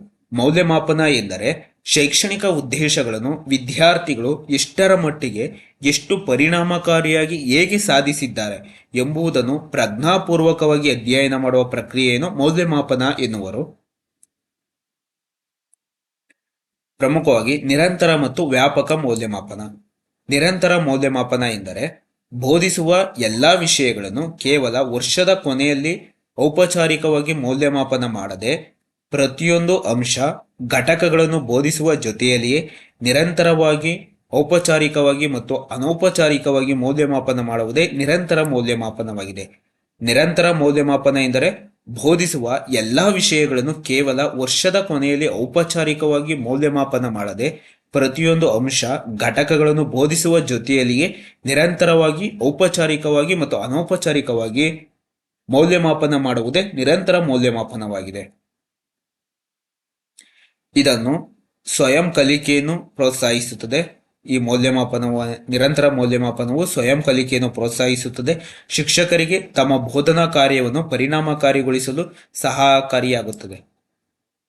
ನಿರಂತರ ಮೌಲ್ಯಮಾಪನದಿಂದ ಬೋಧನೆಯ ಪ್ರತಿ ಹಂತದಲ್ಲಿ ಕನಿಷ್ಠ ಮಟ್ಟದ ಕಲಿಕಾ ಸಾಮರ್ಥ್ಯಗಳನ್ನು ಸಾಧಿಸಲು ಇದು ಸಹಾಯ ಮಾಡುತ್ತದೆ. ಕಲಿಕೆಯಲ್ಲಿ ಕಂಡುಬರುವ ದೋಷಗಳನ್ನು ಆಗಿಂದಾಗೆ ಕಂಡು ಅವುಗಳಿಗೆ ಪರಿಹಾರವನ್ನು ಸೂಚಿಸಬಹುದು. ವ್ಯಾಪಕ ಮೌಲ್ಯಮಾಪನ ಎಂದರೆ ಮಕ್ಕಳ ಸರ್ವತೋಮುಖ ವಿಕಾಸವನ್ನು ಗಮನದಲ್ಲಿಟ್ಟುಕೊಂಡು ಪಠ್ಯ ವಿಷಯಗಳು, ಪಠ್ಯೇತರ ಅಂಶಗಳು ಹಾಗೂ ವ್ಯಕ್ತಿತ್ವದ ವಿವಿಧ ಅಂಶಗಳನ್ನು ಹಾಗೂ ವಿದ್ಯಾರ್ಥಿಗಳ ವಿವಿಧ ಅಂಶಗಳನ್ನು ಕುರಿತಂತೆ ವಿದ್ಯಾರ್ಥಿಗಳ ಸಾಧನೆ ಮಟ್ಟವನ್ನು ಮೌಲ್ಯಮಾಪನ ಮಾಡುವುದೇ ವ್ಯಾಪಕ ಮೌಲ್ಯಮಾಪನವಾಗಿದೆ. ಮಕ್ಕಳ ಸಹಜ ಸ್ವಭಾವಗಳನ್ನು ಪರೀಕ್ಷಿಸಬಹುದು. ಇದರಿಂದ ವ್ಯಕ್ತಿತ್ವ ವಿಕಾಸನದಲ್ಲಿ ಓರೆಕೋರೆಗಳನ್ನು ಗುರುತಿಸಿ ಸೂಕ್ತ ಮಾರ್ಗದರ್ಶನವನ್ನು ನೀಡಬಹುದಾಗಿದೆ. ಪ್ರಬಂಧ ಮಾದರಿ ಪ್ರಶ್ನೆಗಳು. ವಸ್ತುನಿಷ್ಠ ಪ್ರಶ್ನೆಗಳು ಎಲ್ಲ ವಿಷಯ ಹಾಗೂ ಉದ್ದೇಶಗಳನ್ನು ಪರೀಕ್ಷಿಸಲಾರವು. ಆದ್ದರಿಂದ ಭಾಷೆಗೆ ಸಂಬಂಧಪಟ್ಟಂತೆ ಸಾಹಿತ್ಯ, ಭಾಷೆ, ಮಾನವೀಯ ವಿಷಯಗಳು ಸೇರಿದಂತೆ ವಿದ್ಯಾರ್ಥಿಗಳ ಮನೋಭಾವ ಮತ್ತು ಮೌಲ್ಯಗಳನ್ನು ಒಳಗೊಂಡಂತೆ ಒಟ್ಟಾರೆ ವ್ಯಕ್ತಿತ್ವ ವಿಕಾಸದ ಮೌಲ್ಯಮಾಪನ ಮಾಡಲು ಬಳಸುವ ಪ್ರಶ್ನೆಗಳೇ ಪ್ರಬಂಧ ಮಾದರಿ ಪ್ರಶ್ನೆಗಳಾಗಿವೆ. ಪ್ರಬಂಧ ಮಾದರಿ ಪ್ರಶ್ನೆಗಳ ಸಹಾಯದಿಂದ ಮಕ್ಕಳ ಅರ್ಥಗ್ರಹಿಕೆ ಸಾಮರ್ಥ್ಯ, ಸ್ವಾತಂತ್ರ್ಯ ಚಿಂತನೆ, ಅಭಿಪ್ರಾಯ ಪ್ರಕಟಣೆ, ಕಲ್ಪನಾ ಸಾಮರ್ಥ್ಯ, ಲಿಖಿತ ಅಭಿವ್ಯಕ್ತಿ ಸಾಮರ್ಥ್ಯ, ವಿಷಯ ಸಂಗ್ರಹ ಶಕ್ತಿ, ತಾರ್ಕಿಕ ಚಿಂತನೆ, ಬರವಣಿಗೆಯ ಸಾಮರ್ಥ್ಯ, ಸೃಜನಶೀಲ ಶಕ್ತಿ, ಭಾಷಾ ಶುದ್ಧತೆ, ವ್ಯಾಕರಣ ಶುದ್ಧತೆ, ರಸಸ್ವಾದನೆಯ ಗುಣ ಇತ್ಯಾದಿಗಳನ್ನು ವಿದ್ಯಾರ್ಥಿಗಳಲ್ಲಿ ಬಳಸಬಹುದು. ಪ್ರಬಂಧ ಮಾದರಿ ಪ್ರಶ್ನೆಗಳಿಂದ ವಿದ್ಯಾರ್ಥಿಗಳಲ್ಲಿ ಅರ್ಥಗ್ರಹಿಕೆಯ ಸಾಮರ್ಥ್ಯವನ್ನು ಜೊತೆಗೆ ಸ್ವಾತಂತ್ರ್ಯ ಚಿಂತನೆ, ಅಭಿಪ್ರಾಯಗಳನ್ನು ಪ್ರಕಟಣೆ, ಕಲ್ಪನಾ ಸಾಮರ್ಥ್ಯ, ಲಿಖಿತ ಅಭಿವ್ಯಕ್ತಿ ಸಾಮರ್ಥ್ಯ, ವಿಷಯ ಸಂಗ್ರಹ ಶಕ್ತಿ, ತಾರ್ಕಿಕ ಚಿಂತನೆ, ಬರವಣಿಗೆಯ ಸಾಮರ್ಥ್ಯ, ಸೃಜನಶೀಲ ಶಕ್ತಿ, ಭಾಷಾ ಶುದ್ಧತೆ, ವ್ಯಾಕರಣ ಶುದ್ಧತೆ, ರಸಸ್ವಾದನೆಯ ಗುಣ ಇತ್ಯಾದಿಗಳನ್ನು ವಿದ್ಯಾರ್ಥಿಗಳಲ್ಲಿ ಬೆಳೆಸಬಹುದು. ಪ್ರಬಂಧ ಮಾದರಿಯ ಪ್ರಶ್ನೆಗಳು ಮಕ್ಕಳ ಸ್ಮರಣಶಕ್ತಿ, ಭಾವನೆ, ಭಾಷಾ ಸಾಮರ್ಥ್ಯ, ಸ್ವಾತಂತ್ರ್ಯ ಚಿಂತನೆ, ಸ್ವಂತಿಕೆ, ಸಾಹಿತ್ಯ, ಸಂಸ್ಕೃತಿ ಇತ್ಯಾದಿಯಾಗಿ ಒಟ್ಟು ವ್ಯಕ್ತಿತ್ವವನ್ನು ರೂಪಿಸಲು ಈ ಪ್ರಬಂಧ ಮಾದರಿ ಪ್ರಶ್ನೆಗಳು ನೆರವಾಗುತ್ತದೆ. ಘಟಕ ಪರೀಕ್ಷೆ. ಒಂದು ಘಟಕಕ್ಕೆ ಸಂಬಂಧಿಸಿದ ಕಿರು ಪರೀಕ್ಷೆಯನ್ನು ಘಟಕ ಪರೀಕ್ಷೆ ಎನ್ನುವರು. ಘಟಕ ಪರೀಕ್ಷೆ ಎಂದರೆ ಒಂದು ಘಟಕಕ್ಕೆ ಸಂಬಂಧಿಸಿದ ಕಿರು ಪರೀಕ್ಷೆಯೇ ಘಟಕ ಪರೀಕ್ಷೆಯಾಗಿದೆ. ಒಂದು ಘಟಕಕ್ಕೆ ಸಂಬಂಧಿಸಿದಂತೆ ವಿದ್ಯಾರ್ಥಿಗಳು ಘಟಕದ ಬಗ್ಗೆ ಎಷ್ಟರ ಮಟ್ಟಿಗೆ ಕಲಿತಿದ್ದಾರೆ ಎಂಬುದನ್ನು ಹಾಗೂ ಬೋಧನಾ ಉದ್ದೇಶಗಳು ಎಷ್ಟರ ಮಟ್ಟಿಗೆ ಸಾಧನೆಯಾಗಿದೆ ಎಂಬುದನ್ನು ಪರಿಶೀಲಿಸಲು ಕೈಗೊಳ್ಳುವ ಕಿರು ಪರೀಕ್ಷೆಯನ್ನು ಘಟಕ ಪರೀಕ್ಷೆ ಎನ್ನಲಾಗುತ್ತದೆ. ಕಲಿಕೆಯನ್ನು ನಿರಂತರವಾಗಿ ಮೌಲ್ಯಮಾಪನ ಮಾಡಲು ಘಟಕ ಪರೀಕ್ಷೆಗಳು ಸಹಾಯಕವಾಗುತ್ತವೆ. ಘಟಕ ಪರೀಕ್ಷೆಯಿಂದ ವಿದ್ಯಾರ್ಥಿಗಳ ಕಲಿಕೆಯ ಸಾಧನೆಯನ್ನು ಅಳೆಯಬಹುದಾಗಿದೆ. ಘಟಕ ಪರೀಕ್ಷೆಯು ಬೋಧನೆ ಮತ್ತು ಕಲಿಕೆಯ ಪರಿಣಾಮವನ್ನು ತಿಳಿಸುತ್ತದೆ. ಇದರಿಂದಾಗಿ ಪರಿಹಾರ ಬೋಧನೆಯನ್ನು ನಡೆಸಿ ವಿದ್ಯಾರ್ಥಿಗಳ ಕಲಿಕೆಯನ್ನು ಸುಧಾರಿಸಬಹುದು. ಘಟಕ ಪರೀಕ್ಷೆಯ ದಿನ ಪ್ರಶ್ನೆಗಳ ಕಠಿಣತೆಯ ಮಟ್ಟ 20% ಇರಬೇಕು. ಪ್ರಶ್ನೆಗಳ ಡಿಫಿಕಲ್ಟಿ ಲೆವೆಲ್ ಕಠಿಣತೆಯ ಮಟ್ಟ 20%, ಸಾಮಾನ್ಯ ಪ್ರಶ್ನೆಗಳು 50%, ಸುಲಭ ಪ್ರಶ್ನೆಗಳು 30% ಇರಬೇಕು. ನೀಲನಕಾಶೆ ಬ್ಲೂಪ್ರಿಂಟ್ ಒಂದು ಪ್ರಶ್ನೆ ಪತ್ರಿಕೆಯ ರಚನೆಗೆ ಪೂರ್ವಭಾವಿಯಾಗಿ ರಚಿಸಿಕೊಳ್ಳುವ ಪ್ರಶ್ನೆ ಪತ್ರಿಕೆಯ ರೂಪರೇಷೆಯೇ ಕ್ರಿಯಾ ಸಂಶೋಧನೆಯ ನೀಲನಕಾಶೆಯಾಗಿದೆ. ಒಂದು ಪ್ರಶ್ನೆ ಪತ್ರಿಕೆಯ ರಚನೆಗೆ ಪೂರ್ವಭಾವಿಯಾಗಿ ರಚಿಸಿಕೊಳ್ಳುವ ಪ್ರಶ್ನೆ ಪತ್ರಿಕೆಯ ರೂಪುರೇಷೆಯೇ ಕ್ರಿಯಾ ಸಂಶೋಧನೆಯಾಗಿದೆ. ಪರಿಹಾರ ಬೋಧನೆ. ವ್ಯಕ್ತಿಗತವಾಗಿ ವಿದ್ಯಾರ್ಥಿಗಳ ಸಾಧನೆ ಮತ್ತು ದೌರ್ಬಲ್ಯಗಳನ್ನು ಗುರುತಿಸಿ ಸಾಧನೆಯಲ್ಲಿ ಹಿಂದುಳಿದ ವಿದ್ಯಾರ್ಥಿಗಳ ಕಲಿಕಾ ದೋಷಗಳ ಪರಿಹಾರಕ್ಕಾಗಿ ನಡೆಸುವ ಬೋಧನೆಯೇ ಪರಿಹಾರ ಬೋಧನೆ ಎನ್ನುವರು. ಸಂಪನ್ಮೂಲ ಪುಸ್ತಕ ಒಂದು ನಿರ್ದಿಷ್ಟ ಘಟಕ, ಅಧ್ಯಾಯಕ್ಕೆ ಸಂಬಂಧಿಸಿದಂತೆ ಮಾಹಿತಿ, ವಿಷಯಾಂಶಗಳು, ಭಾಷಾಂಶಗಳು, ಕಲಿಕಾ ಅಭ್ಯಾಸಗಳು, ಚಟುವಟಿಕೆಗಳು ಮತ್ತು ಅನುಭವಗಳನ್ನು ಕ್ರಮಬದ್ಧವಾಗಿ ಸಂಗ್ರಹಿಸಿ ವ್ಯವಸ್ಥೆಗೊಳಿಸಿ ರಚಿಸಿರುವ ಆಧಾರ ಪುಸ್ತಕವೇ ಸಂಪನ್ಮೂಲ ಪುಸ್ತಕವಾಗಿದೆ. ಪಠ್ಯಪುಸ್ತಕ ಒಂದು ನಿರ್ದಿಷ್ಟ ತರಗತಿಯ ಮಕ್ಕಳಿಗಾಗಿ ನಿರ್ದಿಷ್ಟ ಉದ್ದೇಶಗಳಿಗೆ ಅನುಗುಣವಾಗಿ ನಿರ್ದಿಷ್ಟ ವಿಷಯಗಳನ್ನು ಅರ್ಥಬದ್ಧವಾಗಿ, ವ್ಯವಸ್ಥಿತವಾಗಿ ಮತ್ತು ತಾರ್ಕಿಕವಾಗಿ ಜೋಡಿಸಿ ಪರಿಣಿತರು ಎಚ್ಚರಿಕೆಯಿಂದ ತಯಾರಿಸುವ ಒಂದು ಕಿರುಹೊತ್ತಿಗೆಯೇ ಪಠ್ಯಪುಸ್ತಕವಾಗಿದೆ. ಅಭ್ಯಾಸ ಪುಸ್ತಕ ಒಂದು ಪಠ್ಯ ವಸ್ತುವನ್ನು ಮಕ್ಕಳ ಸ್ವಯಂ ಅಧ್ಯಯನ ಮಾಡಿ ಅಭ್ಯಾಸಗಳು ಮತ್ತು ಪ್ರಶ್ನೆಗಳ ಮೂಲಕ ತಾವೇ ಕಲಿಯಲು ಅನುಕೂಲವಾಗುವಂತೆ ರಚಿಸುವ ಕಲಿಕಾ ಸಾಮಗ್ರಿಗೆ ಅಭ್ಯಾಸ ಪುಸ್ತಕ. ಪಠ್ಯ ಪುಸ್ತಕಕ್ಕೆ ಹೊಂದಿಕೊಂಡಂತೆ ರಚಿಸುವ ಅಭ್ಯಾಸದ ಅಥವಾ ಕಲಿಕೆಯ ಒಂದು ಸಾಧನವೇ ಅಭ್ಯಾಸ ಪುಸ್ತಕವಾಗಿದೆ. ವಿಶೇಷ ಮಾಹಿತಿ, ಇದು ತುಂಬಾ ಇಂಪಾರ್ಟೆಂಟು. ಟಿಇಟಿನಲ್ಲಿ ಬಹಳಷ್ಟು ಬಾರಿ ಪುನರಾವರ್ತನೆಯಾಗಿರುವ ಪ್ರಶ್ನೆಗಳನ್ನು ಇಲ್ಲಿ ನೀಡಲಾಗಿದೆ. ಮೊದಲನೇದು ಕ್ರಿಯಾ ಸಂಶೋಧನೆಯ ಜನಕ. ಕ್ರಿಯಾ ಸಂಶೋಧನೆಯ ಜನಕ ಕರ್ಟ್ ಲೆವಿನ್ ರವರನ್ನು ಕ್ರಿಯಾ ಸಂಶೋಧನೆಯ ಜನಕ ಎಂದು ಕರೆಯಲಾಗುತ್ತದೆ. ಕ್ರಿಯಾ ಪ್ರಕಲ್ಪನೆಯ ರಚನಾ ಹಂತವನ್ನು ಸಂಶೋಧಕನ ಕಣ್ಣು ಎಂದು ಕರೆಯಲಾಗುತ್ತದೆ. ಯಾವ ಹಂತವನ್ನು ಸಂಶೋಧಕನ ಕಣ್ಣು ಎಂದು ಕರೆಯಲಾಗುತ್ತದೆ ಎಂದರೆ ಕ್ರಿಯಾ ಪ್ರಕಲ್ಪನೆಯ ರಚನೆಯ ಹಂತವನ್ನು ಸಂಶೋಧಕನ ಕಣ್ಣು ಎಂದು ಕರೆಯಲಾಗುತ್ತದೆ. ಕ್ರಿಯಾ ಸಂಶೋಧನೆ ತರಗತಿಯಲ್ಲಿ ಉದ್ಭವಿಸುವ ತಕ್ಷಣದ ಸಮಸ್ಯೆಗಳನ್ನು ಪರಿಹರಿಸಲು ಶಿಕ್ಷಕನು ಕೈಗೊಳ್ಳಬಹುದಾದ ಸಂಶೋಧನೆ ಕ್ರಿಯಾ ಸಂಶೋಧನೆ. ಕ್ರಿಯಾ ಸಂಶೋಧನೆ ಎಂದರೆ ತರಗತಿಯಲ್ಲಿ ಉದ್ಭವಿಸುವ ತಕ್ಷಣದ ಸಮಸ್ಯೆಗಳನ್ನು ಪರಿಹರಿಸಲು ಶಿಕ್ಷಕನು ಕೈಗೊಳ್ಳಬಹುದಾದ ಸಂಶೋಧನೆಯೇ ಕ್ರಿಯಾ ಸಂಶೋಧನೆಯಾಗಿದೆ. ಅನುಗಮನ ಪದ್ಧತಿಯ ಪ್ರತಿಪಾದಕರು ಫ್ರಾನ್ಸಿಸ್ ಬೇಕನ್ ರವರನ್ನು ಅನುಗಮನ ಪದ್ಧತಿಯ ಪ್ರತಿಪಾದಕ ಎಂದು ಕರೆಯಲಾಗುತ್ತದೆ. ನಿಗಮನ ಪದ್ಧತಿಯ ಪ್ರತಿಪಾದಕರು ಅರಿಸ್ಟಾಟಲ್ ರವರನ್ನು ನಿಗಮನ ಪದ್ಧತಿಯ ಪ್ರತಿಪಾದಕರು ಎಂದು ಕರೆಯಲಾಗುತ್ತದೆ. ಯೋಜನಾ ಪದ್ಧತಿಯ ಪಿತಾಮಹ ಕಿಲ್ ಪೆಡ್ರಿಕ್ ರವರನ್ನು ಯೋಜನಾ ಪದ್ಧತಿಯ ಪಿತಾಮಹರಾಗಿದ್ದಾರೆ. ಯೋಜನಾ ಪದ್ಧತಿಯ ಪ್ರತಿಪಾದಕರ ಜಾನ್ ಡೋಯಿ ರವರು. ಯೋಜನಾ ಪದ್ಧತಿಯ ಪ್ರತಿಪಾದಕ ಜಾನ್ ಡೋಯಿ ರವರು. ನೈದಾನಿಕ ಪರೀಕ್ಷೆ ತುಂಬಾ ಇಂಪಾರ್ಟೆಂಟ್. ಇದು ವಿದ್ಯಾರ್ಥಿಯ ಕಲಿಕಾ ದೌರ್ಬಲ್ಯಗಳನ್ನು ನಿಖರವಾಗಿ ಪತ್ತೆ ಹಚ್ಚಲು ಕೈಗೊಳ್ಳುವ ಪರೀಕ್ಷೆಯನ್ನು ನೈದಾನಿಕ ಪರೀಕ್ಷೆ ಎನ್ನುವರು. ನೈದಾನಿಕ ಪರೀಕ್ಷೆ ಎಂದರೆ ವಿದ್ಯಾರ್ಥಿಯ ಕಲಿಕಾ ದೌರ್ಬಲ್ಯಗಳನ್ನು ನಿಖರವಾಗಿ ಪತ್ತೆ ಹಚ್ಚಲು ಕೈಗೊಳ್ಳುವ ಪರೀಕ್ಷೆಯನ್ನು ನೈದಾನಿಕ ಪರೀಕ್ಷೆ ಎನ್ನುವರು. ಕ್ರಮಾನುಗತ ಬೋಧನೆಯ ಮೂಲ ತತ್ವಗಳನ್ನು ರಚಿಸಿದ ಪರಿಣಿತ BF ಸ್ಕಿನ್ನರ್. ಕ್ರಮಾನುಗತ ಬೋಧನೆಯ ಮೂಲ ತತ್ವಗಳನ್ನು ರಚಿಸಿದ ಪರಿಣಿತ ಬಂದ್ಬಿಟ್ಟು BF ಸ್ಕಿನ್ನರ್ ಅವರು. ಅಣುಬೋಧನೆಯ ಮುಖ್ಯ ಉದ್ದೇಶ ಬೋಧನೆಯಲ್ಲಿ ಇರುವ ಕ್ಲಿಷ್ಟತೆಯನ್ನು ಹೋಗಲಾಡಿಸುವುದು.